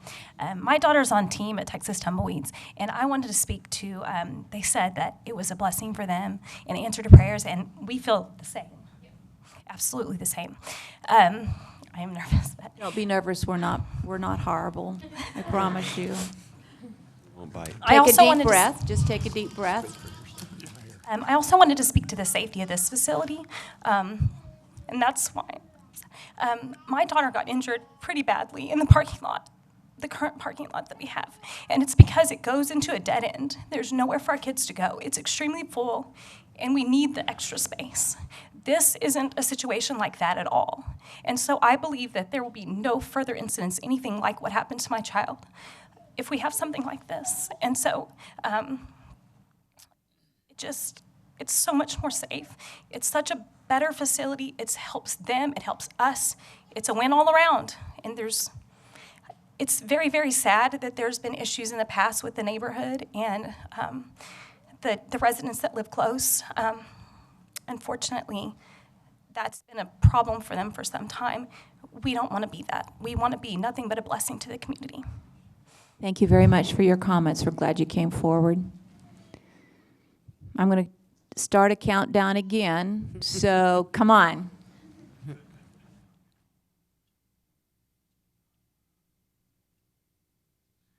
Hi, my name is Tom Banks, and I live in the house in the right-hand picture there. I think we're getting off topic here. I don't think the question is about solving tumbleweeds problems. There's a lot of, there's probably other correctly zoned gyms in town to solve their problems. The question is, are we going to put a commercial enterprise in the church building? Thank you. Thank you. Any further comments? All right, with that, Lane, would you, Teresa? It does require a supermajority to approve this. And so that means how many yays? 6. We need 6. All right, with that, Lane, do you want to restate your motion, please? Move to approve with the exception of weekdays 7A to 7P hours, weekend hours of 7 a.m. to 8 p.m. 7A to 8 p.m. No additional illuminated signage for commercial portion of it. Julie, help me out. Did I say anything else? Just your weekend hours, Lane. Weekend hours, we decide, was it 7 to 9 weekend? It's 7 to 9. All right, Lane. 7 to 8 for weekday, 7 to 9 for weekend. And I believe that's my motion. Okay, thank you. And there was a second on that motion. So, yes, and so we've had our public comment. We're going to take a vote. And I'd like everyone to raise your hand at this point so I don't have to make sure I know what the count is. So those in favor of approving Lane's motion, please raise your right hand. Motion passes 6-1.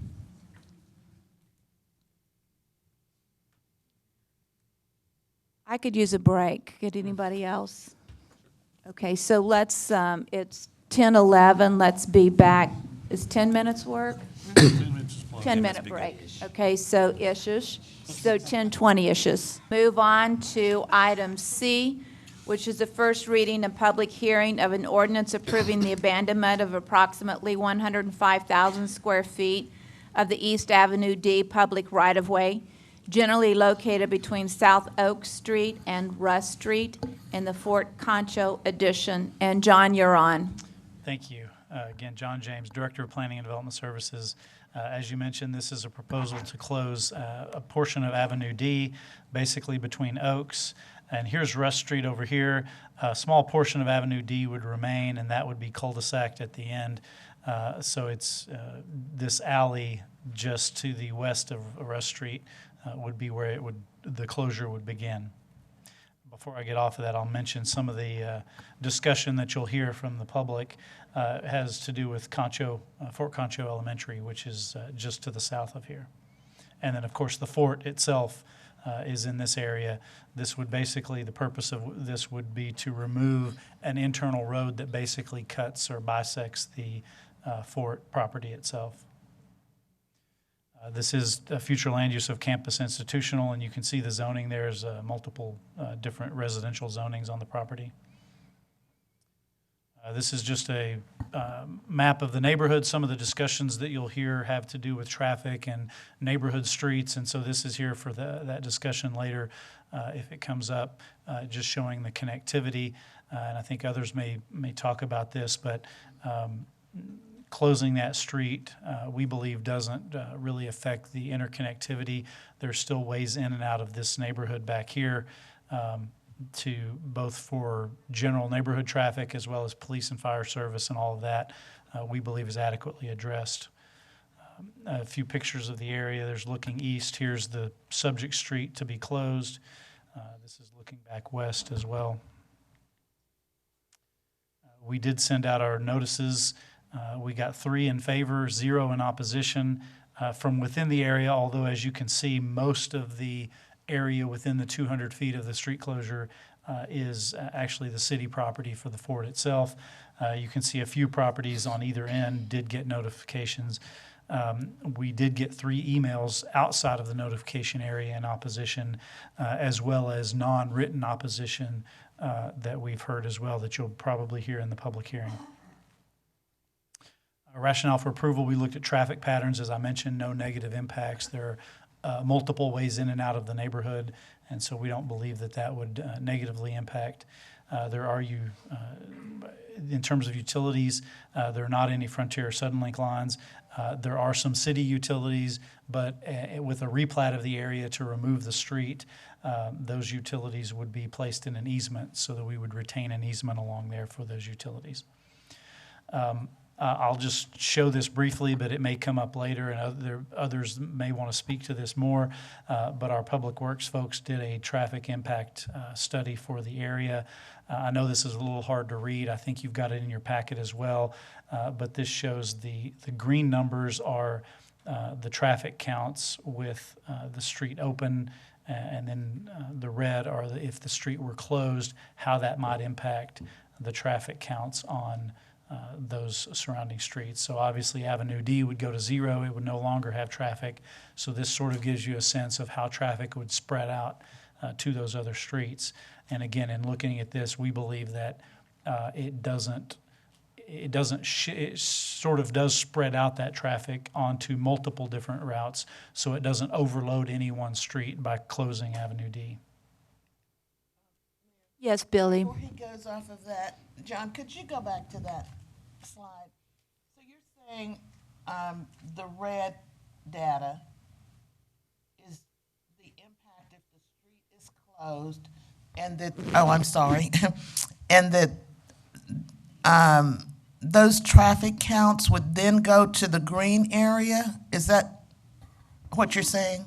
As I understand it, the green is the traffic count. So for example, here on Avenue D, there is, on a weekday, approximately 769 average daily traffic. On the weekend, about 562 average. If the street were to close, you can see here it says that goes to 0. There would be no traffic because the street would close.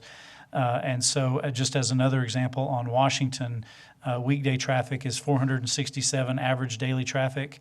If you close Avenue D, that would increase to about 530. So 100 more cars would be driving on Washington versus with the street with Avenue D open or closed. Thank you. As I mentioned, staff does recommend approval of closing that portion of the street. The Planning Commission also unanimously recommended approval with 2 conditions. One is that the property be re-subdivided, or basically in this case combined, so that the Fort Concho property would all be combined into one property. Right now, it's a bunch of multiple individual lots, but the purpose of that would be to incorporate what is now the public street. Once it's abandoned, it would be incorporated into the overall property. And as I already mentioned, providing a utility easement for those existing utilities. With that, I'll be happy to answer any questions. Does council have any questions for John? My time's up, sorry. Questions, any further questions from council? Do I have a motion? So move. A second? Second. There's a motion and a second to approve as presented. Do I have public comment? Please come forward, state your name, where you live, and you have 3 minutes. They get 10 minutes to present, and I have 3 minutes to Those are the rules, as you know. Okay, I'm Daniel Cardenas. I'm from Single Member District 3. Served on the council for 12 years and on the school board for 3. Please speak into the microphone, Danny, if you would, too.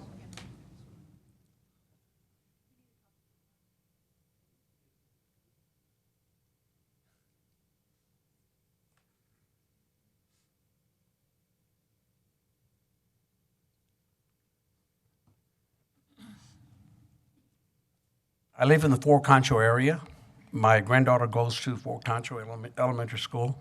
As you see some of those pictures on Washington Drive, it is very congested. The traffic extends out all the way to Highland Street, out of Washington, from the front of the elementary school all the way down Oak Street. The cars lined up all the way to Highland Street on Oak Street. On Avenue D, if you'll see the pictures again, there's a lot of cars also, okay? When you're talking about 700 cars, eliminating an area that has 700 cars and going to put 700 cars on Highland Street, you have some pictures there that has Highland Street already very congested, okay? The picture speaks for itself. Now, that's from the safety point of view of our children at Fort Concho Elementary School, okay? I go there. I know what it is to drop off my granddaughter in the mornings. It is terrible. I've had a meeting with the school district. I've had a meeting with the school district and with Dr. Detloff and Jeff Bright. We've been talking about maybe trying to get them to buy some of that land on Highland Street and the remaining 2 homes that exist on Washington Drive to maybe eliminate some of this traffic. So these are things that we're looking at. From the Mercy State point of view, when you do zoning, you always have ingress and outgress. The ingress is from Baker Street, the outgress is from Highland Street, okay? We don't have no other way to get there. An emergency vehicle straight shot into the heart of the neighborhood is Avenue D. You close Avenue D, why is the purpose of closing Avenue D to accommodate Fort Concho, an organization that's subsidized by the city? You're talking about bottom line. We got to look at it. It's cost us money to and now we're accommodating Fort Concho that doesn't bring no funding to the city of San Angelo. We have to fund this Fort Concho out of our own taxpayers' monies. Okay, so I hope that you take this into consideration, and it's very, very important to us. This request has passed to the city council 3 times when I was on the council. It was denied every time. I hope that you do the same thing. Thank you for your comment. Thank you so Danny. much. And I understand y'all didn't extend the mail outs farther so we could get opposition, so we could kill it, maybe kill this thing. But I know how the game's played. Thank you very much. Thank you. Further public comment, please.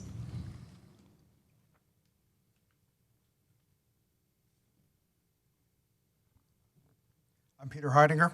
I live on Baker Street. I've had 3 daughters that attend Fort Concho Elementary, including one that currently attends Fort Concho Elementary.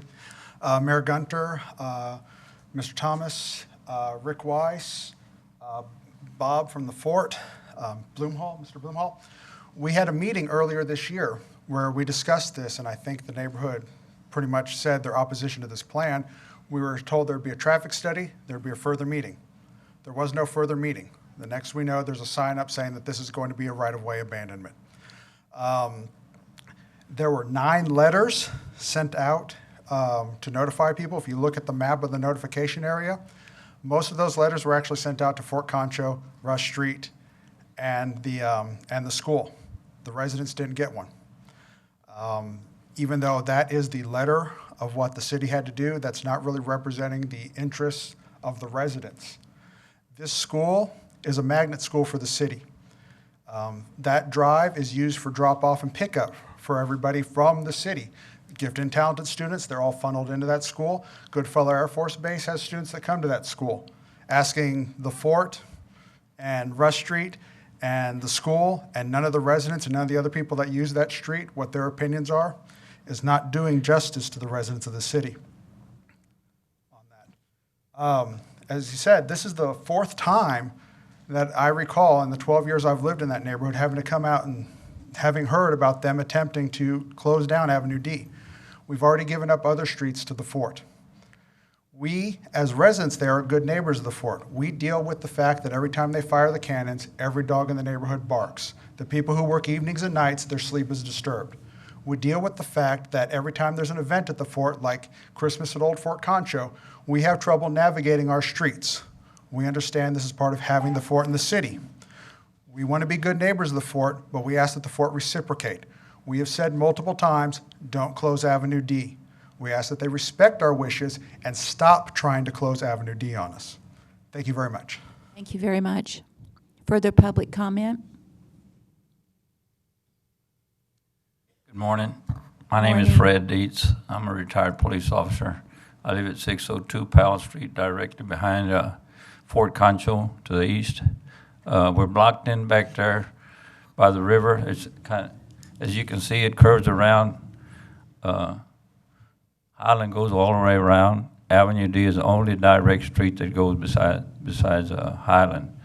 The traffic is congested there. We love Fort Concho. We're proud to be part of that historic district there and live there. But we do not want Fort Concho closed due to the fact that they can't get back there, the ambulances and stuff. When they had that storm back years ago, I had to use Avenue D to get back there because all the lines and stuff were down. The electric lines were down. I had to get on Avenue D to get to my house. But the traffic is terrible. If you close Avenue D, it's going to make it worse. On Highland Street, they're already backed up, like Danny said, on Oak Street. It's going to back it up further. Thank you very much. Thank you. Do we have someone here to comment on fire and police?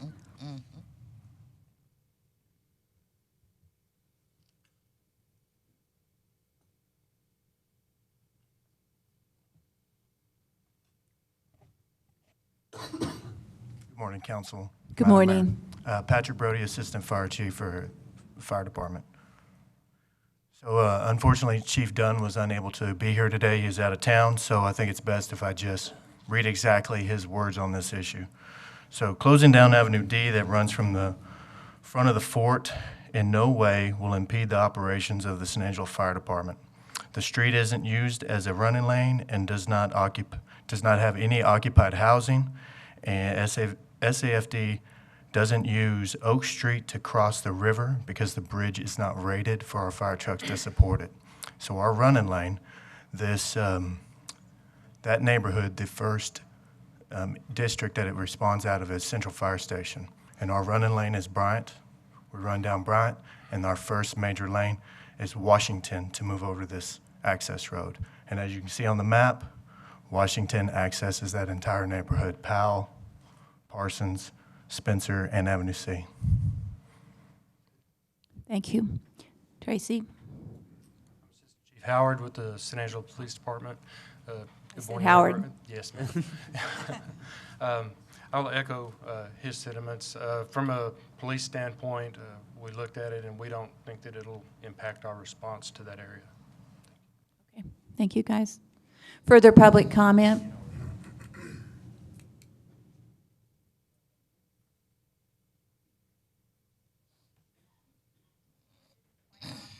Okay, so excuse the attire. You're fine. My name is Michelle Malone. I actually live in Christoval, but my family, my mom and dad, live on Avenue D, East Avenue D, kind of right here on the corner of Powell. Avenue D, they have tried to close it many times, and my dad has been very ill, and so if somebody needs to get to my dad's house, they've already closed so many roads around Fort Concho. Sorry, I'm kind of nervous too because it's just frustrating. And to get to him is very hard to do because you have to go in all these crazy zigzags. But if I go straight Oaks, straight down Avenue D, I'm right there to him. Same with if the police or the ambulance have to get to him. There's been numerous times he fell off the roof. They were right there coming down Avenue D, not through all the other streets, because you do zigzag all around. So if they close it, Fort Concho uses it. I go to it every morning, every day. I'm at my parents' house every day. And so I think it would be detrimental to closing it for all of those people, because most of them are elderly people that live in that area. And you'll see, my grandma lived on Spencer Street, and it curves around. So you come in and you have to curve around. If you use Avenue D, you can go straight in to all of that back in the back area. And no, there were no letters sent in opposition to the people who it concerns. Those are all businesses and empty buildings and stuff, all between about, well, I guess that's Burgess Street, all of that over and all of that down. That street between Henry Flipper and Avenue D, that was a straight street, and you could get there easily there as well. So, Thank you very much. Further public comment? Good morning. Good morning. My name is Tara Heidinger. I live at 820 Baker Street, which is back here in this neighborhood where the river winds around. I've lived in this neighborhood for 12 years, and as my husband already told you, this is not the first time we've had to come and say, please don't shut down one of the major arteries into and out of our neighborhood. But one of the things that I really want to say to you guys is that this has been pushed as some kind of safety issue for the fort. And I was able to obtain the all the numbers from the traffic study, as well as the number of incidences made to the fire and police department from January of 2018 through September 5th of this year. And I'll tell you, there were 5 calls to all of Avenue D. That was it. There was only one on the stretch of road that we're talking about, and that was a medical call, which I happen to have come upon because I live in that neighborhood. It was an overdose. So the idea that this is a safety issue of some kind is really laughable, because when you look at those traffic study numbers, what you're going to see is the mean speed was less than 20 miles an hour through there, and that's when the speed limit was 30 miles an hour. The 85th percentile numbers, it shows that people were going 24 miles an hour down that street. Last week, the speed limit was reduced down to 20 miles an hour. New signs were put up last Tuesday. So if we're going to persist in this being a safety issue, there are a lot of steps between where we are and closing the street. Things like speed bumps, increased signage, asking for traffic division to patrol that more if we feel like that's something that needs to be done, having the crosswalk attended by someone. There is a crosswalk there with signs up, making it where we only park on one side of the street, the side that's closest to Fort Concho Elementary. There are a lot of steps. A lot of steps. So persisting that this is some kind of a safety issue is just ridiculous at this point. This is a vanity issue. This is a vanity project that's not going to result in any increased revenue to the city, no increased visitors to the city. There is no benefit to this other than to try to make the fort look picture postcard perfect and upset all the neighborhood when we have been good neighbors to Fort Concho. Thank you. Thank you. Further public comment?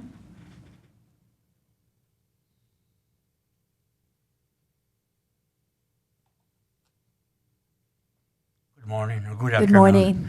My name is Rosendo Valadez, and I live on 713 Powell Street. I've been living there for over 60 years. And my question is, why does the Board of Fort Concho want to close Avenue D? That's the only street that we have in case of an emergency. Let's say this day, right now, we had a tornado or something bad happens. Avenue D was closed. All those people from Southwest or wherever they're from, they have their children going to Fort Concho. How are they going to get in the school to get their children out? Because the Board of Fort Concho wants to close the road? I don't understand that. They already tore down the school down, Fort Concho School. It was a beautiful school, and they built a school that, I mean, you know, it doesn't make sense. We gave them all, well, we did, but y'all gave them the whole land that Fort Concho was sitting on. But it's like the saying goes, what I have, I want some more, you know. Why not do that to us? And besides that street, the only street we got to get out of there in a hurry. All the people that live behind me, behind Powell Street, that's the only street. If there's a lot of rain, they won't be able to go through Highland Street. I've seen Highland Street when it really rains. You can't go through there. Avenue D is the only street. And I just say, I don't know, this is the fourth time or third time they try to close the street down. I think that's ridiculous, and I hope y'all don't approve it. Okay, thank you. Thank you.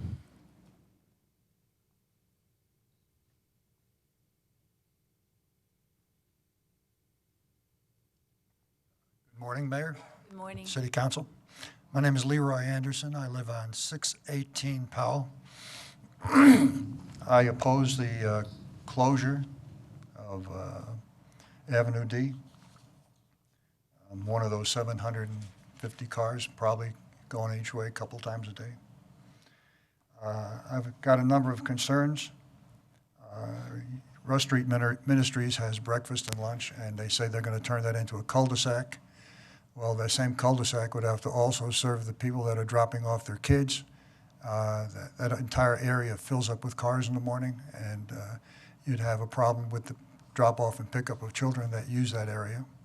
If those people didn't use Avenue D, they would add to the mess on Washington. Now, let's say something happened on Washington Street, a fire, emergency, car accident, or something like that before school opened or before school closed. Where would all the people go to pick up the kids that they had arranged to pick up? Where would they go? There's no place. Avenue D would serve as a backup for Washington.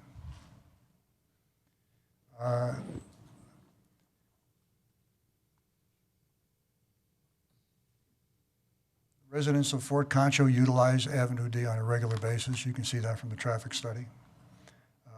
We talked about fire and ambulance.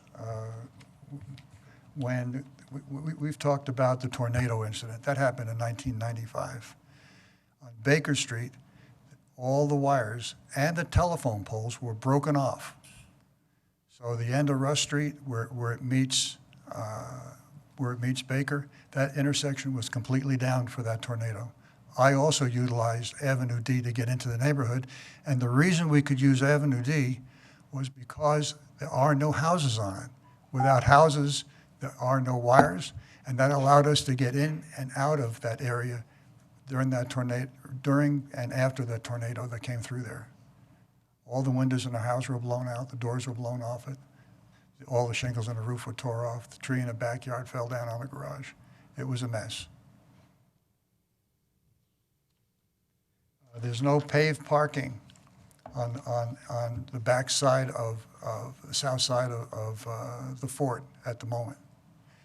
That means that Avenue D serves as the parking area for anybody who wants to visit the fort, whether it be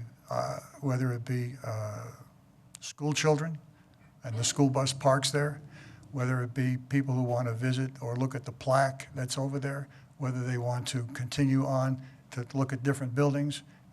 There's no handicap access to that part of the fort except through a car and through Avenue D. I'll cut it off at that moment, and that's about it for now. Thank you for your comments. Just to remind me what those beeps are, because they don't seem to be going at the regular intervals, so I'm a little There's confused one what's beep. happening. Okay, there's one beep after 2 minutes, and then at the end of the 3 minutes, there's 3 beeps. I don't hear the 3 beeps. I need to have my ears tested, I guess. Okay, thank you. So people have been cutting off at 2 beeps when they hear a beep. Well, I think it makes you nervous once you hear the first beep, because then you have to try to hurry up and say it. So it's a little irritating when you're trying to speak, and so I'm just making sure everybody's had their fair share of time. Okay, thank you. Have a nice day. Thank you.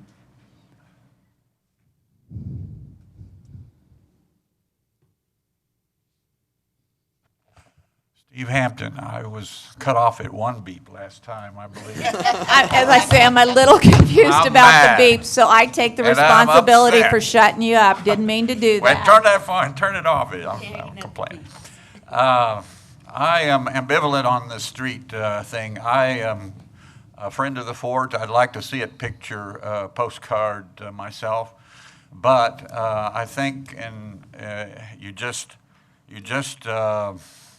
seal coated it. It's extra wide. You just seal coated it. You don't have any parking. You use those officer quarters to from time to time. I know you used them for CIP meetings and other things. I think they have their wedding receptions over there sometimes. But I can see how the city wants to do that. But in order to do that, you're going to have to prepare and strengthen your other streets. You go over towards the water department, and it's like trying to get out of there is like a maze. And then that's going to increase traffic on those streets, and those residents are going to be upset. So the school, you just turned down the speed limit on it. I can't even complain about that. But you did it, and so you slowed it down. There's overflow parking there at school release and drop off. So you kind of, nobody's heard why you want to do this. There's no understanding of what you intend to do with it. But you stuck your hand into a bee's nest trying to shut it down for the 4th time. So I hope that you'll, like I said, I would like to see it. That's one. Now you Okay. got 1 minute. I'd like to see it be pretty and make a draw. You're going to tear down those buildings across Oak Street there, and you're going to try and make it real attractive and draw visitors in there. But you're going to have to do a little more planning, I think, to get this other step done. Thank you. Thank you. More public comment?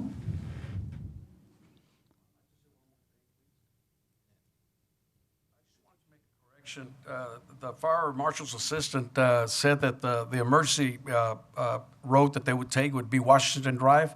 No, Washington Drive dead ends at Fort Concho. Okay, that's how much they prepared to come here and make a recommendation to this board. Washington Drive does not go into the Fort Concho neighborhood. It dead ends right there at Fort Concho School. Thank you so much. Thank you. Further public comment?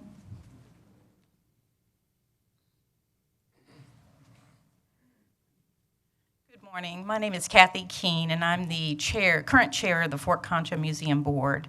And on behalf of the current board and all of those before us, we want to thank you for this opportunity. Today is the 91st birthday of Fort Concho, so it seems appropriate that we're talking about this. But we're excited to be at this point because we have the opportunity to complete a goal that was set in the 1967 master plan for the fort, which was to close all the interior streets of the fort site. The San Angelo Historic National Landmark ranks among the oldest continual preservation projects in the United States beginning in 1920 and is one of the top tier historic sites related to our national heritage.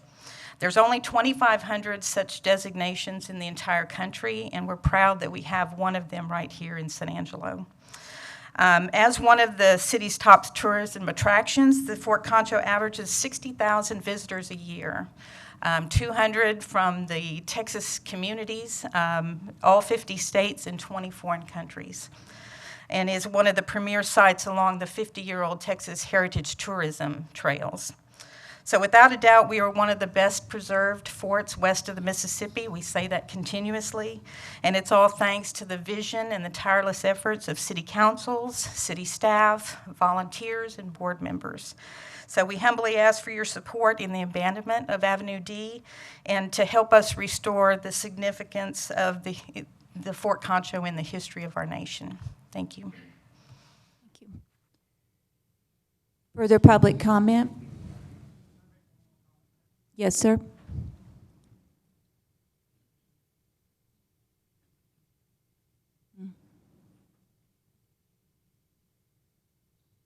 I'm breaking my rules. I just want everybody to understand. I understand. I broke the rules and am allowing you and allowed Danny to speak twice. So. I know, and I very much appreciate that. I wrote a very long letter. I emailed it to my council member, Thomas. I won't recap it all because it was extensive, and I just kind of abbreviated my notes here. One of the things that the fort keeps saying is they want to preserve the fort as it was. One of the comments that was made by Carl White at the August 19th meeting for the Planning Commission was that they want to return the original grounds of the fort to the fort. The original grounds of the fort were very expansive, including a number of houses where residents currently live. All right, we've already returned a bunch of roads. They're asking to return another road. At what point does that stop? I'd also like to cite the Alamo. The Alamo Street, which runs in front of the Alamo, is actually the site of a historic battlefield where Santa Anna amassed its forces for assaulting the fort.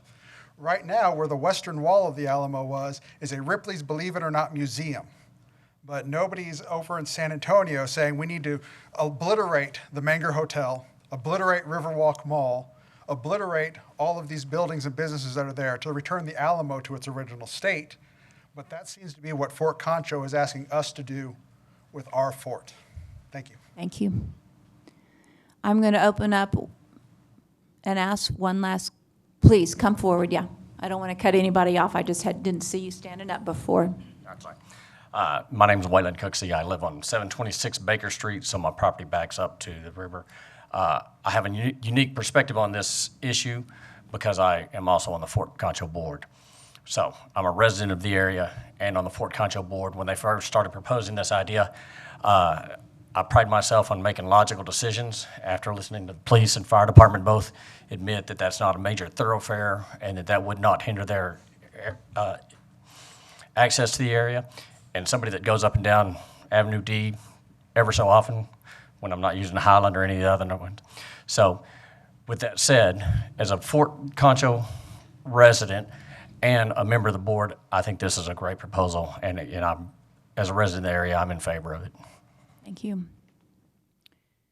Okay, I'm going to start the countdown for last opportunity to comment. So, 1. Going backwards, Mary. I know. Oh, so 3. Come on up. I see her.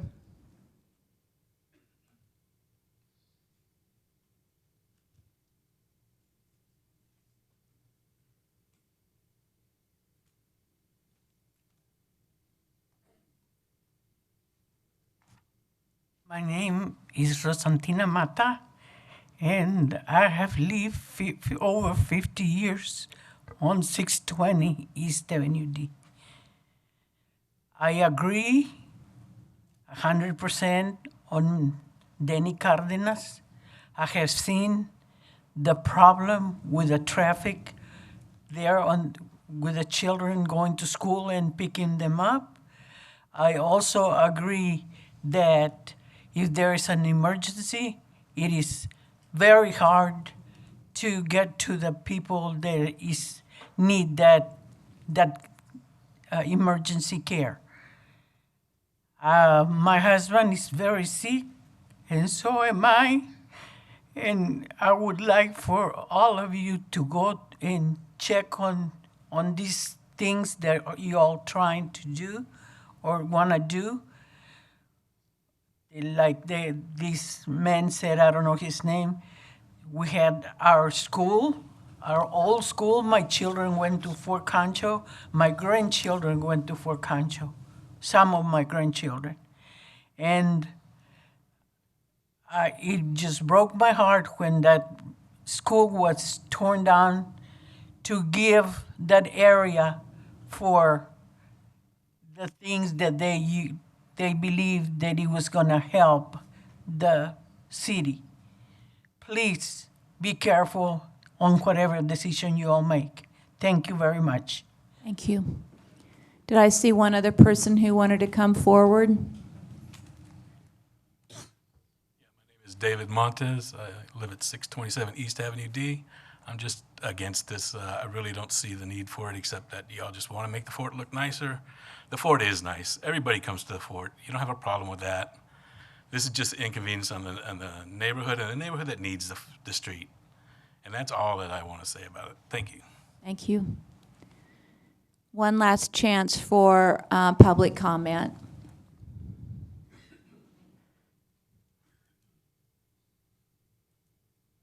My name's Kenneth Quint. I live at 602 East Avenue D. I use that street at least 2 or 3 times a day, and I don't see any reason to close it. It might make the fort look good, but the fort looks good now. What's wrong with the fort? If they have to close this road to make it look good, you know, it already does. That's all I have to say. Thank you. Thank you. I see one more person I think wants to come forward.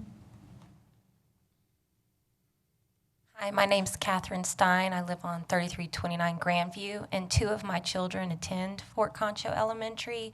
And I just want to kind of explain the congestion that can happen for pickup and drop-off. Pickup, I come from the south side of Oaks and come up, and I avoid going down Avenue H, G, or Highland because it is so congested and so many cars at pickup will park on the street, and it's very difficult to navigate down there. And I do not go through Washington Drive because typically the traffic is backed up into the intersection at pickup. And usually I have to move over to the left side of the lane in order to get past that intersection. And I go out down Avenue D and pick up. When Avenue D was closed off for a short time, I can navigate around and go up to Henry O. Flipper and wind my way down over to Highland. But every single one of these alternatives, Avenue H, G, and Highland, and going through Henry O. Flipper, all congregate in that same little corner, and all of these people are trying to get into that same little spot to park in order to get their kids. And so Avenue D ends up being where I go. I feel like it's the safest place for me to get my younger child out of the car in order to walk up to the school. And so my concern would be, where does all the school traffic go if you close Avenue D? Because it's already very congested. If you drive at 3 o'clock right there, traffic is into the intersection and typically parked along the side of the road on Oaks as the line has wound its way around into the intersection and they are now parked on the side of Oaks. So that would be my concern with closing Avenue D. Thank you. Thank you. A further public comment?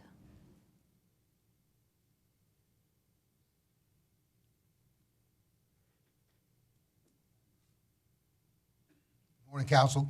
Roger Banks, Vice Chair of the Fort Concho Board and a member of the Fort Concho Foundation Board also. And I would just like to hope that you will see the vision for Fort Concho. It's been going around for many, many years, 50 years probably. Even though this is our 91st birthday, we won't require you to sing happy birthday to us today. But I would appreciate your support and our future endeavors for Fort Concho. Thank you very much.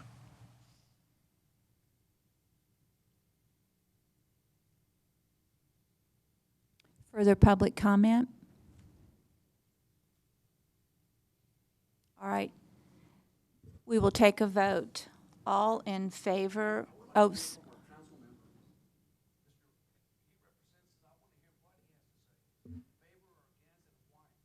You will have a chance to vote. Or do you want to speak? Again, if If you want me to speak, what I'm going to ask is, I heard some people up there say that the fort has no economic input to the city. So I'd like to have either Bob or Diane come and speak to that. Shane, could you hold a minute? I might have you come forward and talk a bit, if you would. Just hold on a minute. Good morning, Diane Bays. I'm the Vice President of the Convention and Visitors Bureau, and the number of 60,000 visitors that do come into this community for our visitors that come to Fort Concho is a large number. Now, some of those are local folks. We don't have the official research on the out-of-town visitors, but we know that those numbers are very strong. And if you look at those numbers, people who overnight into our community and spend the night in hotels, eat, visit the attractions, that number is around $140 per night. And so even if you had 20,000 people visit the fort, that's a nice economic impact for this community, people going into public and private businesses in San Angelo. And so I do know that the fort does have a great economic impact for us. It also is one of the primary reasons that we have gotten great publicity through True West Magazine and being voted one of the top 10 Western towns in the United States, being number 2. We worked on that application, and so our Western heritage is important. It's important to the quality of life of the citizens of San Angelo, because if not for that, a lot of people don't move to communities unless the quality of life is good. So that's my comment on that. Just one other question, Diane. What's that number that we would have to pay in additional property tax if we didn't have the visitors in San Angelo? If not for visitors to San Angelo, every San Angelo household would have to pay an additional $397 per year in income tax or property taxes. Bob, would you like to come forward?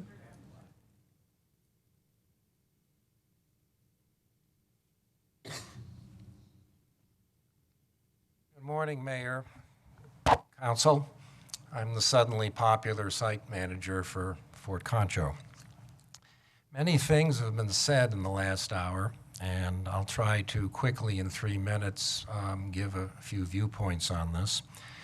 We do try to be a good neighbor. We have worked very closely with the Fort Concho Elementary School the last 20 years, offering our facilities and programs and resources on a regular basis. They use our facilities for their school events on a regular basis.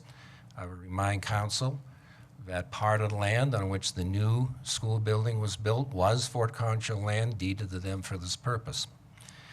Other city staff members have addressed the emergency issues. I don't wish to go into that. I will talk about the school and the safety issues on Avenue D. We do understand that if the street is abandoned and removed, those cars have to go someplace. I would propose, and I've worked with the school principal on this, that the line for drop-off and pickup in the morning and afternoon go down D at the alley, turn on Rust, and form sort of a conga line and drop off in a safe manner, and then the cars could go down the alleyway, which is still a public way. It can accommodate 2 cars if necessary. We're also working closely with Rush Street Ministries. They are a good neighbor to us and we to them. They have plans, perhaps in the near future, of building a large parking lot next door, and that would be something potentially the fort and the school and Rush Street could share. Lastly, we do not have paved parking in the rear of the officers' row. However, we have sufficient land there that is currently used by many of the parents for the drop-off on Washington, and that could continue to be encouraged to be used for that purpose. We understand that on Building 1 and Building 8, which are used for public events, the parking, which now is on Avenue D, could easily shift to the rear of that building, accessed from the entranceway that is currently used on Washington Drive. I appreciate Diane's comments. We would like to think that we are a major asset to the city. We try the very best we can to be a good neighbor.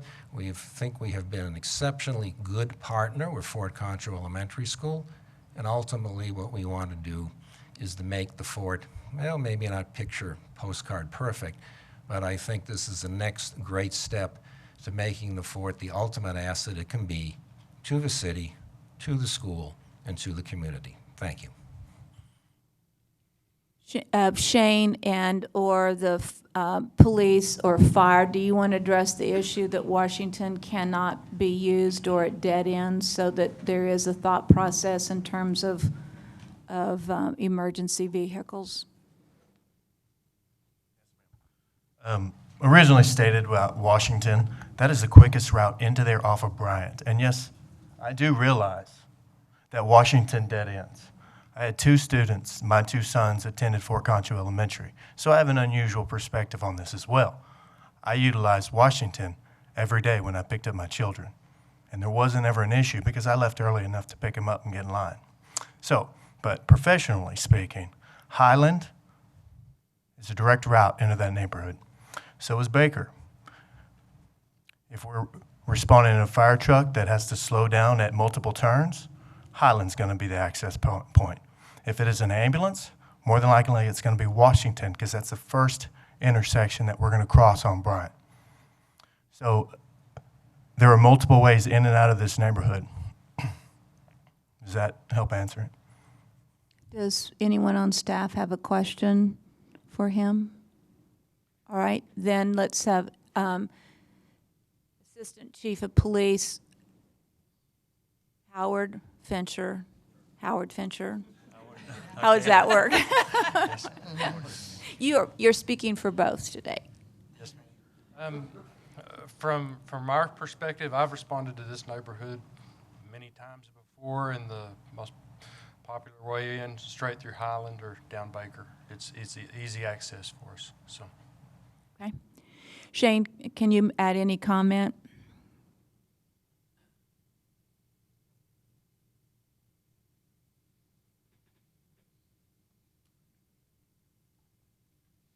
Basically, we were, my department was the one that our guys conducted the traffic study in that area.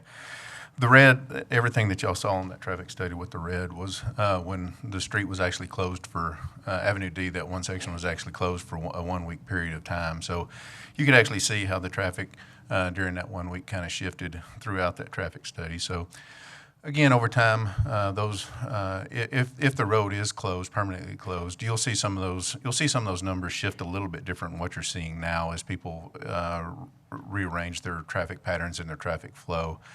But you did see within this, we did see an increase of about 400, 450 cars move over to Highland during that time frame, that 1 week. But we also, with the remaining 300, 350 to 400, depending on what day and what day of the week it was, you actually saw them move over to Baker, go out Rust, through Cerber. Some of those areas over there is kind of where they started exiting and moving around. And you'll see those numbers kind of move around a little bit over time. If you decide to close this section of roadway, you'll see those numbers move. In the traffic counts, the additional cars, based on road size and what they are, it's not a significant increase to any one of those streets. The major congestion on Washington with the school, there's not just a whole lot that we can do there. We have worked with the school in the past. We've created one way down Washington during school hours, those type things to try to help that congestion and move those cars through faster. There's without some other drop-off points or like a drop-off lane, things like that, to add a lane into the school, things like that. We're not going to move a whole lot more cars faster down Washington. That's just kind of where we are on that. Okay, thank you. Sir, did you want to make another comment? You must come to, I'm sorry, but you must come to the microphone, sorry. Roy Anderson again. I wanted to confirm that Harry Thomas is on the Fort Concho board. And as such, should he be excused from voting on this for conflict of interest? I will ask the attorney. No, his service on that board doesn't have any financial impact on Harry or on his family's finances, I'm assuming. So it's okay for him to vote on this item. His interest would be conflicted because, where we're going with that. Thank you. What are your thoughts, Harry? Thank you. Any other public comment?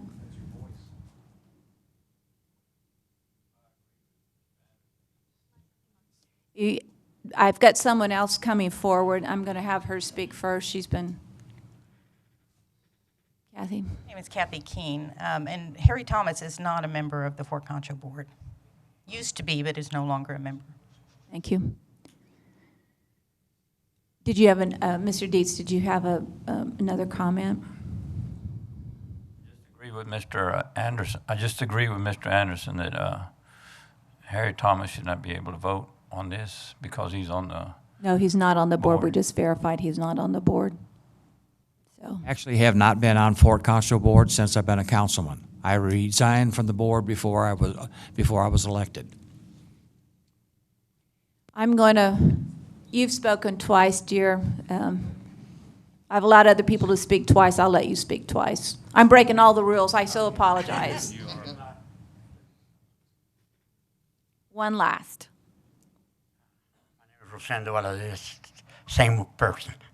I just want to say, you know, Fort Concho is a real nice place. I'm proud of Fort Concho.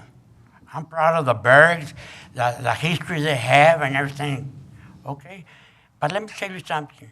These people, you know, from the board, they want to restore Fort Concho again, which is restored already. They want to make it more, what would you call the word, more pretty or whatever you want to call it. But is that going to save lives? I'll guarantee you, if these persons were living where we live right now, they would have a different opinion. I know they would. It's very easy for them to come and say, we're going to close Avenue D. Thank you. Close it. And it's very easy. They don't have to live there. They go back to their home with their children, and they go to bed with no worries at all. We don't know what's going to happen tonight. They don't. They really don't, because they're at home. They're safe, you know. And I want to thank all of you. Okay? Thank you very much. I'm assuming I'm through with public comment. And so with that, we will take a vote. All in favor of item D, say aye. Aye. 1, 2, 3. Do I have any 4 yays? Is that 4 yays? Just do it by hands. Do by hands. All in favor, say aye. Opposed? Motion passes 5-2.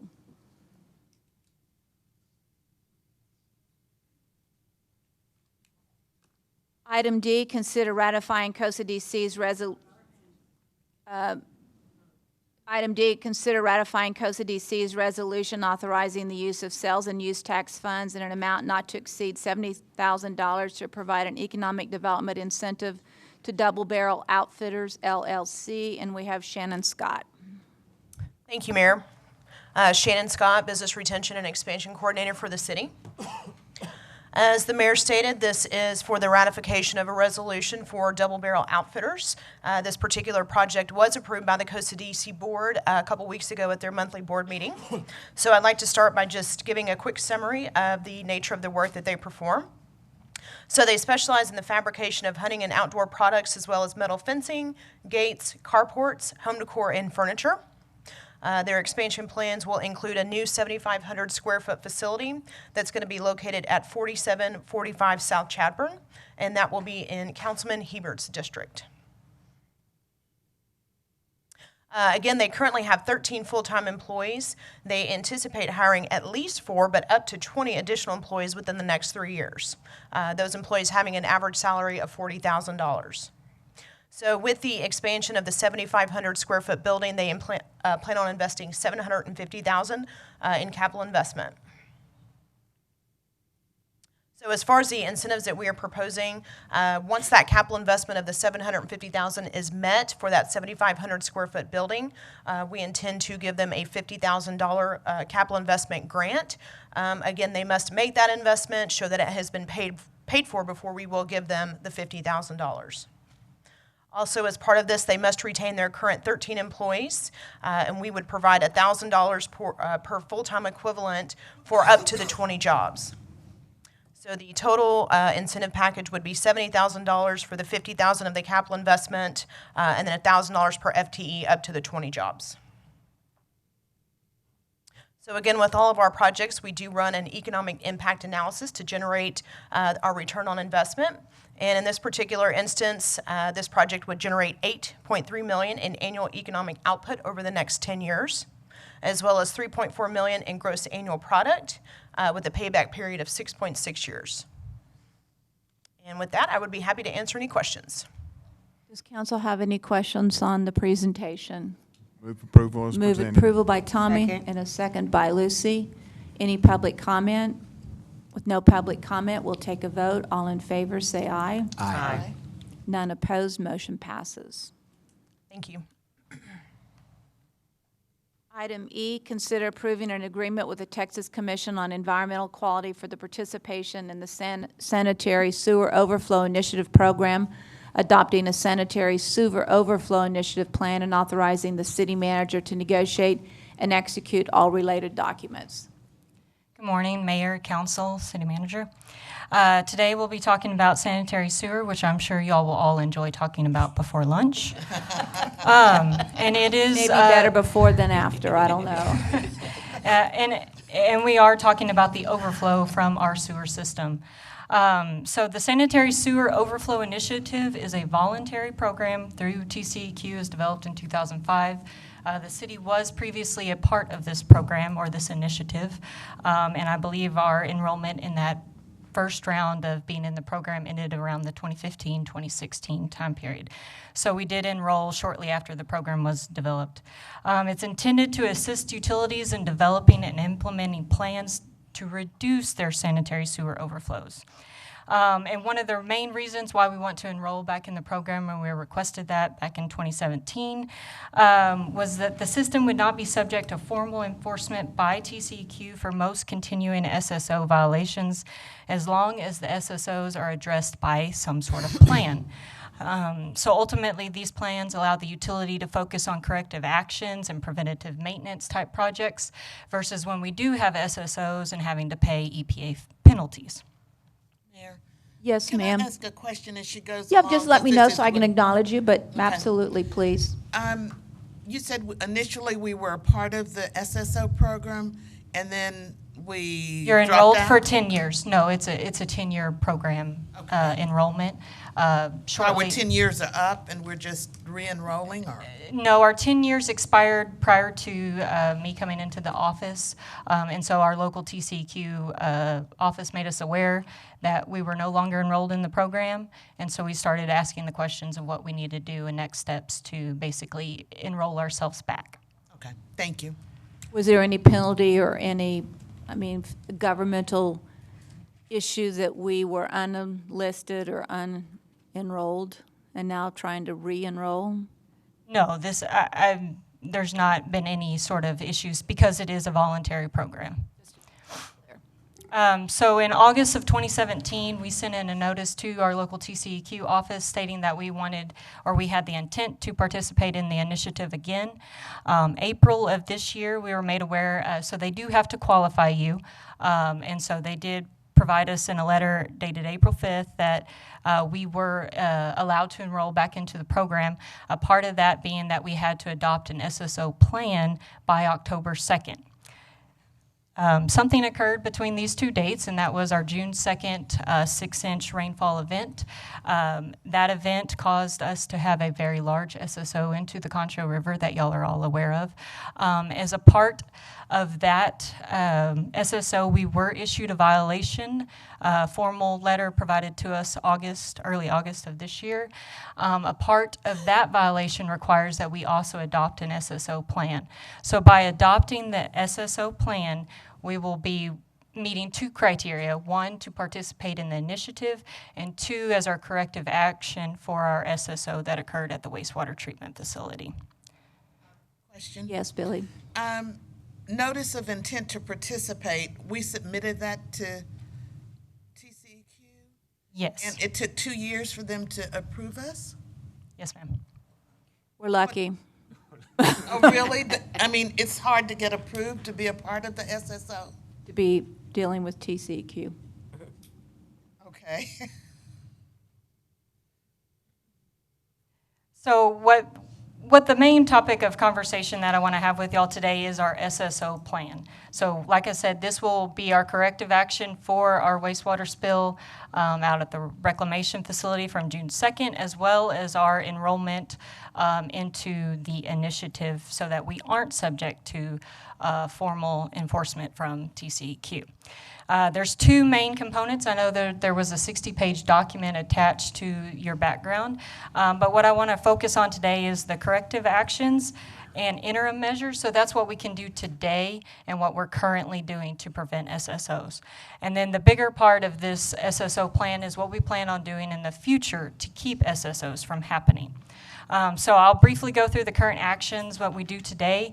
Currently in the ordinance, we have a 90-day grease trap pumping or cleaning enforcement in our ordinance. We will continue to enforce that 90-day policy.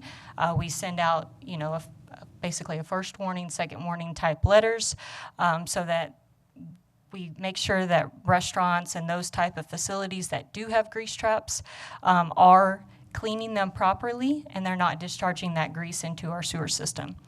We prioritize rehab and replacement, even with our in-house projects with problem areas. So obviously where we do have issues with either line backups or collapsed pipes, we replace those items first and foremost. We have routine cleaning in problem areas. So with some of the clay pipe sewer that we do have, some of that is basically installed at a flatter grade than what it is supposed to be. So we have sewer moving slower through the lines, which tends to cause backups and those type of things. So we have routine areas that we go out and clean with our big VACCON trucks.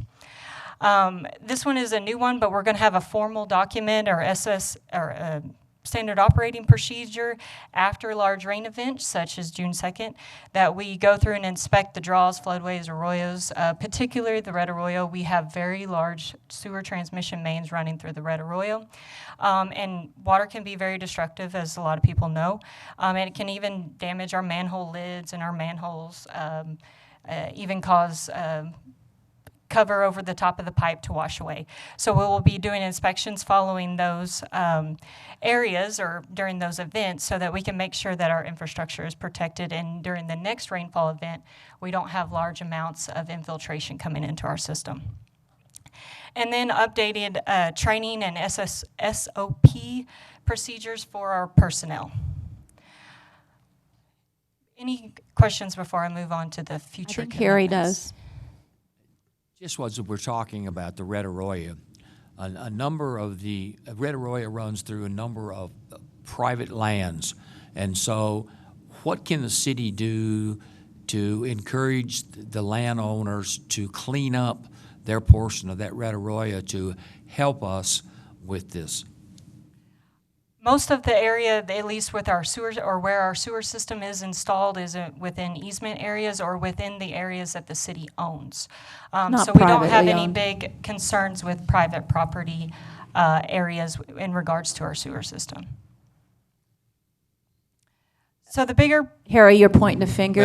Sorry. I'd like to let Lance talk to this a little bit, because I think there's some opportunity for the city, not specifically for this SSO plan, but for future water quality, and I think they're interrelated. So, Harry, it gets very complicated in the Red Arroyo area, especially if it's in a map floodway. You are very limited as to what you can actually do in a map floodplain and floodway. You can't have equipment in there moving dirt, things like that. Essentially, you can do vegetation removal, but that's really the extent of anything that you can do if it is a mapped floodplain and or floodway. That didn't clear up the muddy water, but keep going. Okay.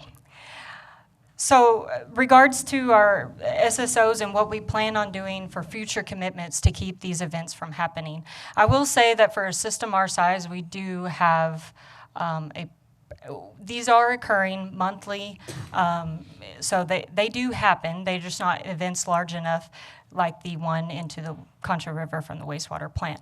But at manholes or lift stations, those type of things, we do have where sewer does leave our system, and we do remedy it and notify TCEQ and go through all our proper notification requirements. But to keep those events from happening, these are the, I'm gonna say 5 areas that we plan on investing our personnel and our money into preventing these. The infiltration and inflow monitoring, or it's I&I, we are going to be doing upgrades to our SCADA system, and I will say that we've already started on this and made probably considerable headway on it. Y'all are aware that we have 52 lift stations in our system.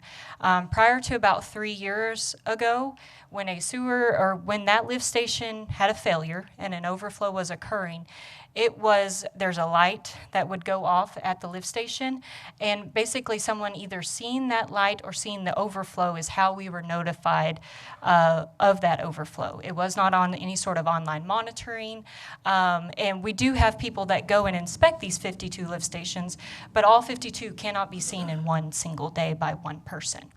And so that was very much a call in and you go and respond to the failure. We have about 20 to 30 of those lift stations today on our SCADA system. And SCADA is just a fancy way of saying that we're able to view it basically remotely. We're able to see if the pumps are running. We're able to see the level in the wet well or the basin of where that wastewater is being pumped out of. And so we have the ability to monitor them from a remote location and see all of our lift stations in one given place.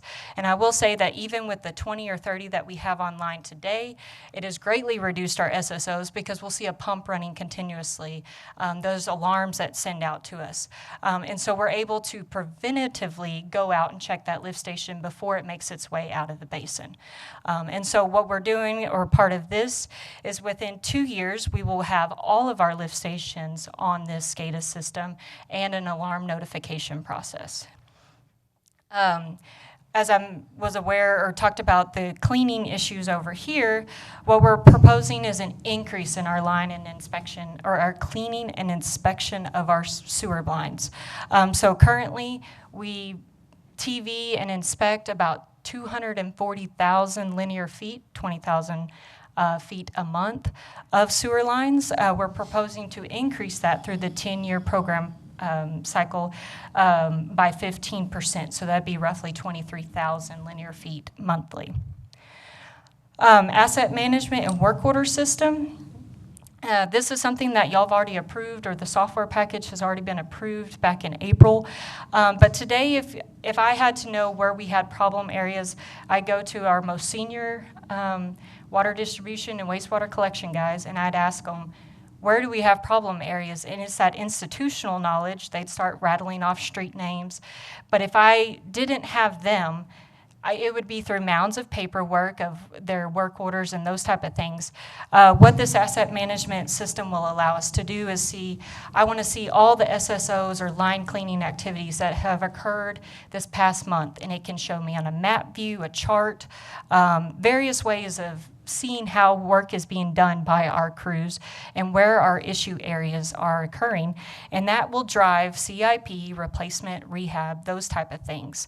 So it's basically replacing that institutional knowledge that we have with our employees into a database that we can mine data and use and basically report back to TCEQ where we are dedicating our resources.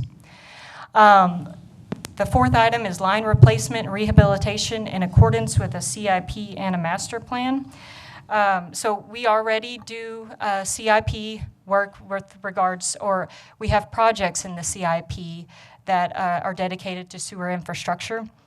But the last time the wastewater system had a master plan was in 2009. Obviously, we just did one on the specific area of Lake Nasworthy, and it provided us that data of what we need to do for the development of that area. But system-wide, we don't have something that is basically under our population growth that has occurred since 2009, replacement of, or the lines that we have replaced since that time period. So an updated master plan to guide the CIP would be a part of this plan. And we do put that we would do that within 2 years. This item, and this item would all be done within 2 years of enrollment into the initiative. So these aren't overnight things. We would be bringing these back to council. Or not the asset management, because you've already approved it, but the other ones we would. And lastly, a grease program, but it's also known as a FOG program, fats, oils, and grease. Today, we don't have a very extensive ordinance laying out grease traps and how they're to be sized and installed. Restaurants can expand and those type of things, and sometimes grease traps stay the size of when they were a very small business, and they have since grown. And so this would be an update to the ordinance. There is a 4-year. We've proposed in this plan that we would do this within 4 years. I will say that a FOG program is required by EPA when we move into a discharge permit. So if we proceed with the Contra River project, a FOG program requirement will be required at that time. So that's why the 4-year program implementation is why I put that, so it kind of aligns with our Contra River project. Describe that better, the FOG program. Basically, it would be a grease trap ordinance update.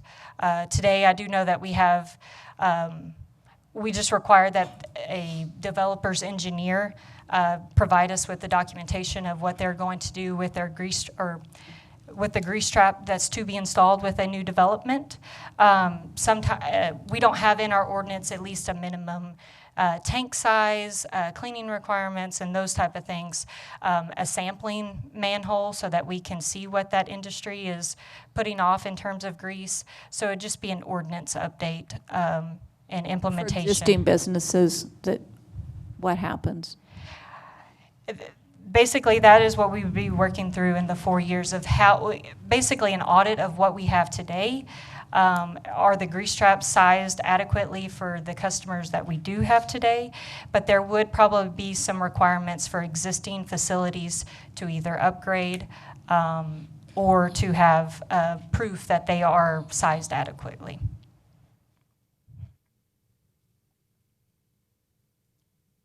So that is the bulk of my discussion. With that, I'm asking for approval for the initiative program involvement as well as the SSO plan. Yeah. Yes, Billy. May I ask a question?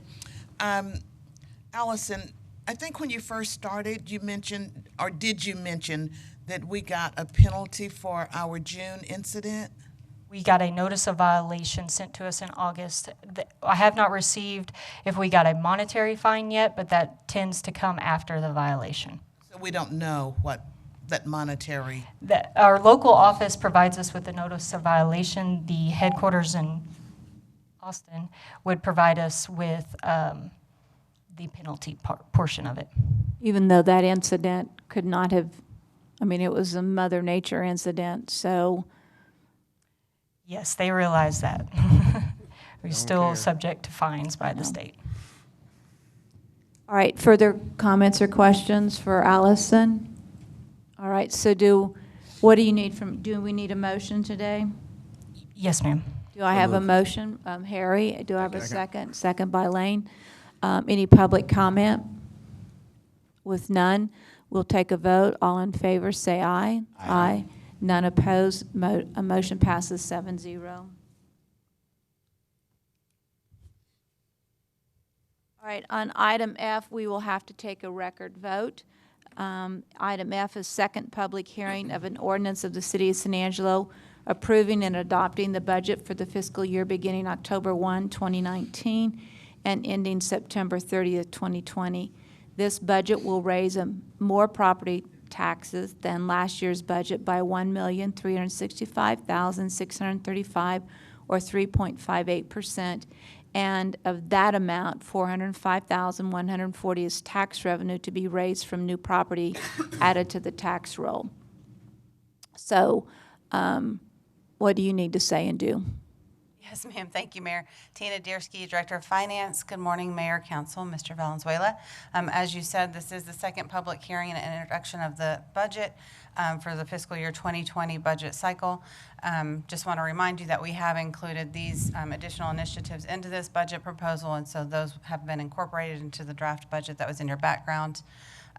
This information you saw in the last one, so I won't spend time on these slides. It's just reminding you what the budget ordinance governs, unless you have any questions on them. Let me find out, because the budget's pretty darn important, so I want to Yes, make sure ma'am. we don't just flip through this and go on. So any questions from council? Are you clear on all the information? Okay. Okay, and so with that, again, just adopting the budget that we've discussed extensively over the last couple of months. Unless you have any questions, then this would be the point that we would conduct the record vote. Teresa, when we record this record vote, do we just need to say our name, what we represent, and yay or nay? Or Julia? That's sorry. correct, but we do need the motion to be read as displayed on the screen. Okay. Do I have a motion to be read by Tommy? I move that we ratify the property tax revenue increase reflected in the budget and place the adoption of this tax on the agenda for September 17th, 2019 regular meeting of the City Council as an action item. Second. Second by Lane. All right, so any public comment? No public comment. We'll start with Billy. Billy DeWitt, single member District 6, I vote yes. Lane Carter, single member District 5, yes. Lacey Gonzalez, single member District 4, I vote yes. Brenda Harry Thomas, Gunter. Oh, go single member ahead. District, excuse me. That's Mayor. all right. Go right ahead, Harry. Single member District 3, I vote yes. Tom Thompson, single member District 2, I vote yes. Tommy Hebert, single member District 1, I vote yes. Brenda Gunter, Mayor. I vote yes. And the same thing with item G. We will need to have a record vote on it as well. So item G is final public hearing of an ordinance leveling property taxes. Look. Levying. Property taxes for the city of San Angelo for the 2019 tax year, an ordinance fixing and leveling ad valorem taxes for the current tax year. It's called a dry tongue, for use in support of the municipal government of the city of San Angelo, Texas for the 2019-2020 budget year, providing for the assessment and collection thereof, providing when the tax shall become due, providing when the tax shall become delinquent, providing for exemptions, providing for severability, providing for publication on the city-operated website, and providing for an effective date. Thank you, Mayor. Again, the final public hearing on the ordinance levying property taxes for the 2019 tax year, 2020 fiscal year for the city. Proposing that to remain stable at .776 per $100 valuation. .6824 of that amount goes towards maintenance and operations. The remaining .0936 goes towards debt service. And this will be the motion that we would need to have in the record. Do I have a motion? I move that the property tax rate remain the same by the adoption of a tax rate of 0.7760 per $100 valuation. Thank you. A second by Lane. Tommy, you want to start? Tommy Hebert, single member District 1, I vote yes. Tom Thompson, single member District 2, I vote yes. Harry Thomas, single member District 3, I vote yes. Lacey Gonzalez, single member District 4, I vote yes. Lane Carter, single member District 5, I vote yes. Billy DeWitt, single member District 6, I vote yes. Brenda Gunter, Mayor, I vote yes. We're going to have an update on the sales tax revenue performance. Tina?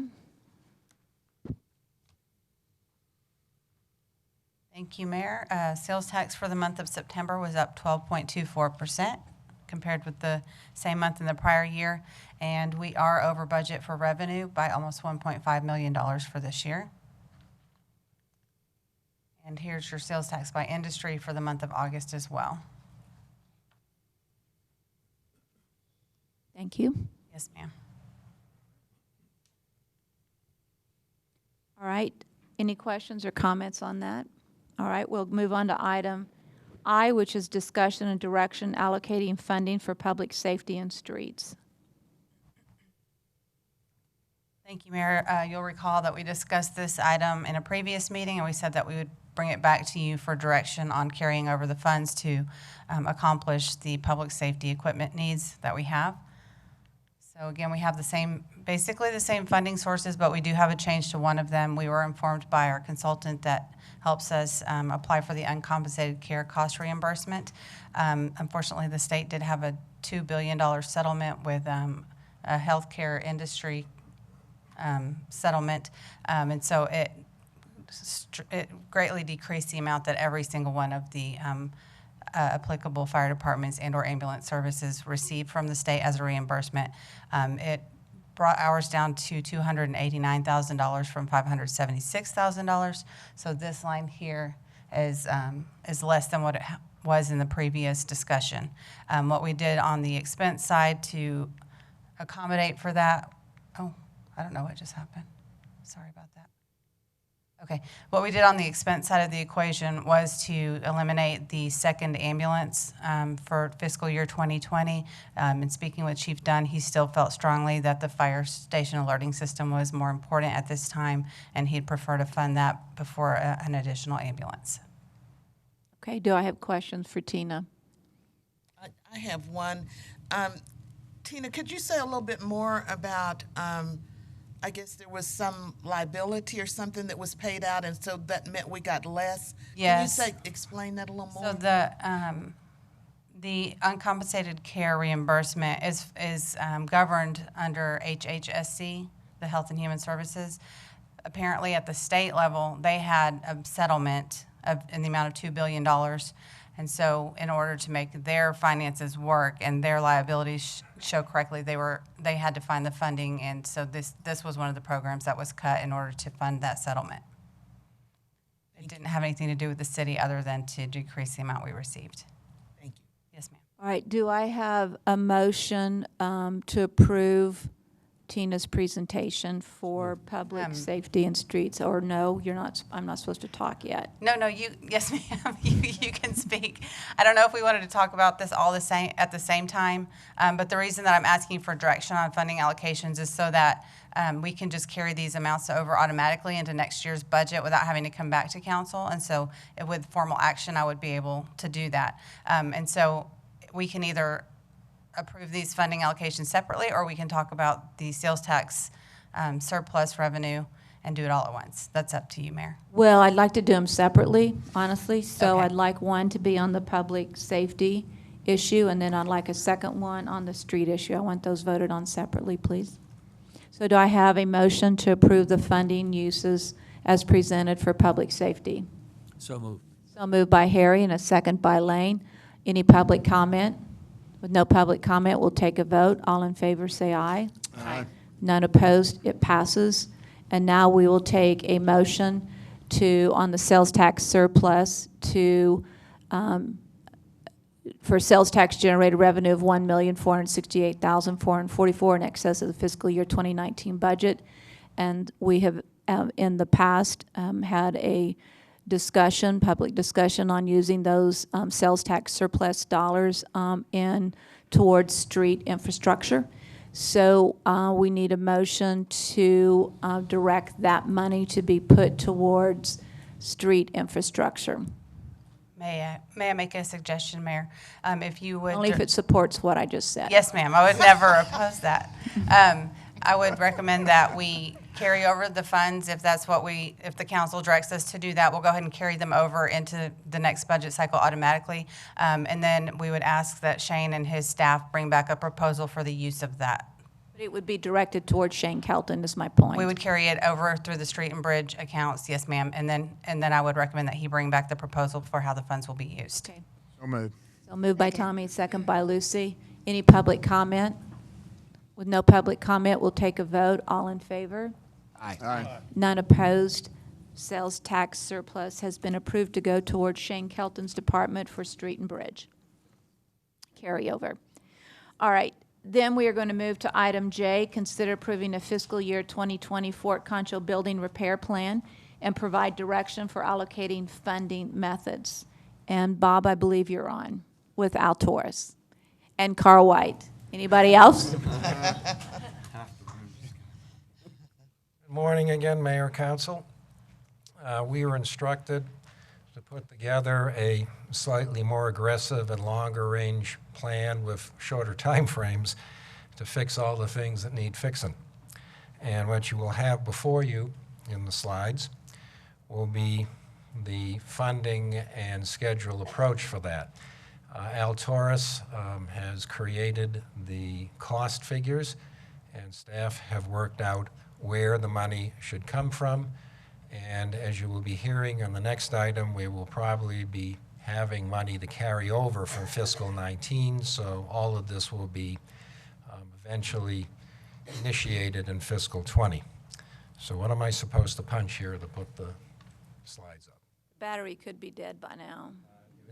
All of us have gotten a good workout today. Let's try that. Oh, okay, wrong way. Okay. Opening slide, we do have many buildings in needs of repairs, and you all know the issues that all of us are facing on staff. And the repairs in question are mostly exterior, windows, columns, fascia sidings, trim, pointing, that's the masonry, porches, and cupolas. Good, next slide. We have done phase 1. And we did that by shopping that project around to local contractors. We got what we thought was a good deal, and we got what we thought was a very good performance. Phase 2, unfortunately, will be delayed, and it's council's discretion if you want to hear it now or hear it on the next item. I would go ahead and put that. It ties together, so. Okay. My agent, Mr. Wise, says I should do this now. We bid out phase 2 together, all these individual projects, hospital numbers 6 and 8 and the cupolas, those are the air vents, thinking we might get more attention, better bids, better service. Sounds like a pizza commercial. It didn't work. We got 2 bids. One bid from no locals, one from Missouri, one from DFW. The first bid was technically disbarred. They were honest about it, but why they bid is beyond me, but that we couldn't consider. And the second was approximately 3 times the amount of money we had budgeted. And it's back to the drawing board. So Al and I and staff will be shopping these projects out individually, encouraging local contractors to knock them off one at a time. The hospital will probably have to be bid out. That is the biggest one of the business. So Do you want to comment on that? He's already done some work on that, so. Yes, good morning, Council, Mayor. Al Torres, Construction Manager. I have contacted local contractors that I worked with to get the original estimates, and they've already reaffirmed that they're willing to back those estimates that they've given me and give me quotes to get these jobs done individually. Because of time frames, the size of the job, the way we bid it, they didn't bid it locally. But I'm still confident that we can get these jobs done for the prices that we've estimated. I've already got OQ6. We had asked for quotes before. They've all confirmed that they're still good with their quotes, so we're going to move forward with OQ6 immediately. We sent out OQ8 today, so it will be right on the heels. Like Bob said, the hospital, we're still going to have to rebid it, but as an individual building. And like I said, I'm confident that we can still get these all done for the prices that we're looking at. Okay.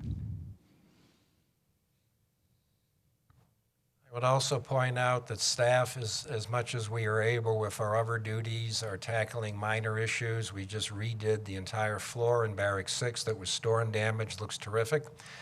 We replaced all the exterior signs. We nibble at the columns as best we can. We're going to start those in more aggressive fashion in the near future.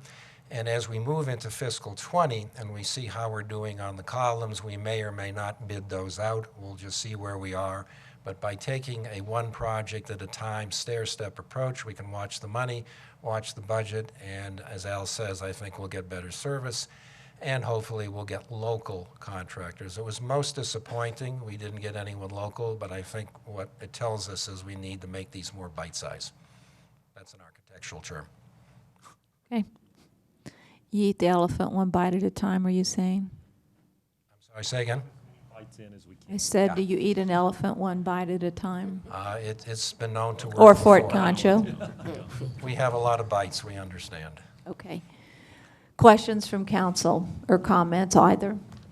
Okay, so we need a motion on this? One more slide. Okay. That shows the final funding system for fiscal 20.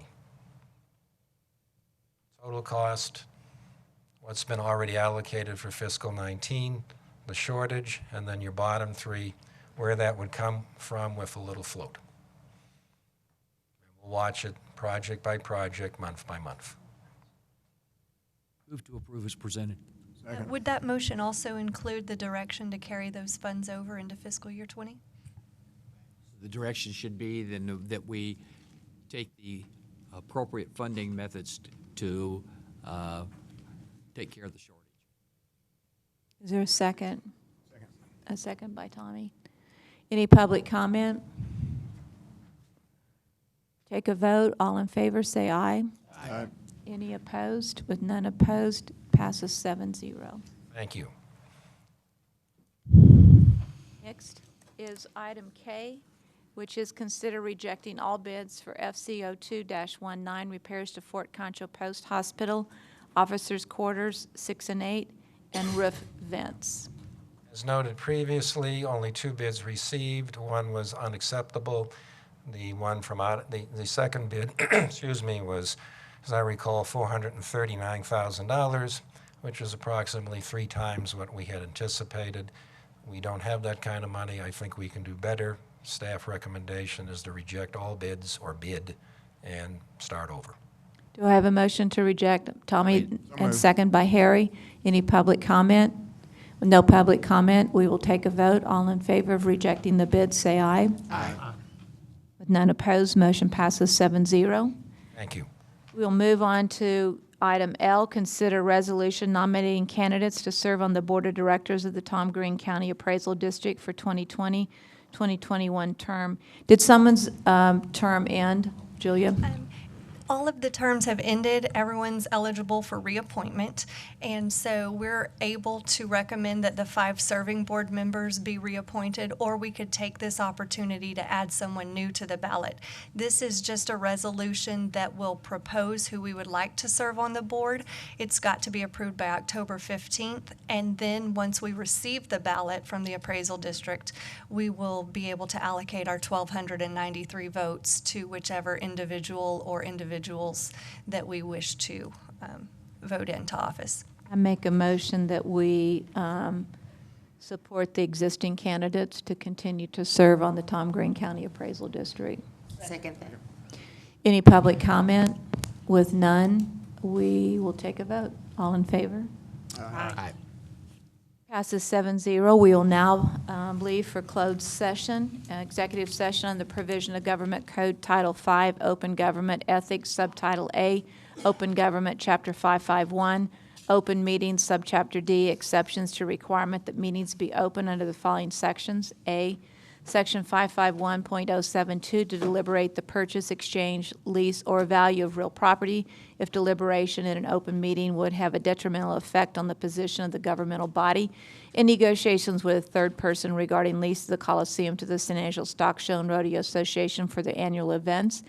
And item B, Section 551.072, to deliberate the purchase, exchange, lease, or value of real property if deliberation in an open meeting would have a detrimental effect on the position of the governmental body in negotiations with a third person regarding Mills Paw Addition, Block 24. We will be gone for 1 hour, which would mean we would be back here at 1 o'clock. Okay. Order at what time? 12:55. 12:55. The closed session, I am going to ask that the city manager negotiate and execute a contract with the Stock Show and Rodeo Association.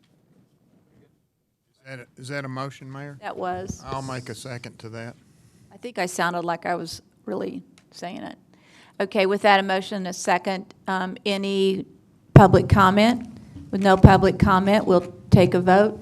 All in favor, say aye. Aye. Aye. Daniel, you'll execute a contract with the San Angelo Stock Show and Rodeo.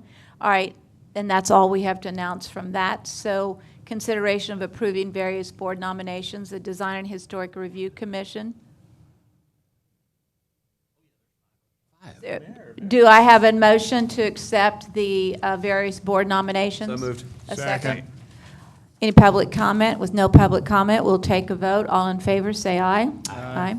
Discussion and consideration November meeting schedule. The regular meeting dates, November 5th and 19th. I guess we're supposed to consider that the election day is November 5th. Is that an issue for anybody? Keep it as it is. It makes it easier. It's not. I think that the issue maybe, Mayor, is you've got to canvass those votes by the 18th, which is the day before the next meeting. I think that's where the issue comes from. Is that right, Daniel? I think so. There she is. Hey, Julia, on the dates, November 5th and 19th, scheduled dates for the City Council. Of course, we had the election day on November 5th, and we also had canvassing on November 18th. What direction was it that you actually needed on that one? We just need to decide when we can meet, if y'all are agreeable to meet on the 12th instead of the 5th, or if... No, we want to stay on the 5th. Okay. We won't be able to canvass the votes then, so we would need to do a special meeting sometime between the 5th and the 18th. And why can't we do that? We have to wait until all of the votes come in, and the county has to wait in case there's any absentee voters or anything that's delayed. Move the why don't- Tuesday meeting to Monday? Well, let's go back. Why don't we just do the 12th, and that way we can do the council meeting, even though that may not be optimal, let's do the 12th, and that way we can canvass. Is that right? Canvassing isn't till the 18th. No, it's got to be done sometime before the 18th. The 18th is the absolute last day. So we could canvass on the 12th. We could do that. So if we didn't meet on the 5th and then instead met on the 12th, we could canvass and then have the first meeting of the month. And do we still need to meet then on the 19th, Daniel? Or we could do the 12th and the 26th. Is that the week of Thanksgiving? Thanksgiving Yes. is... Yeah, I think it'd be pretty... All right, so we'll do the 12th and the 19th, 2 weeks in a row. That'll remind us of the good old days for some of us that got to meet every week. Okay, and then the last thing we have is there any announcements and consideration of future agenda items? With none, do I have a motion for dismissal? So moved. All in favor? Aye. We're done.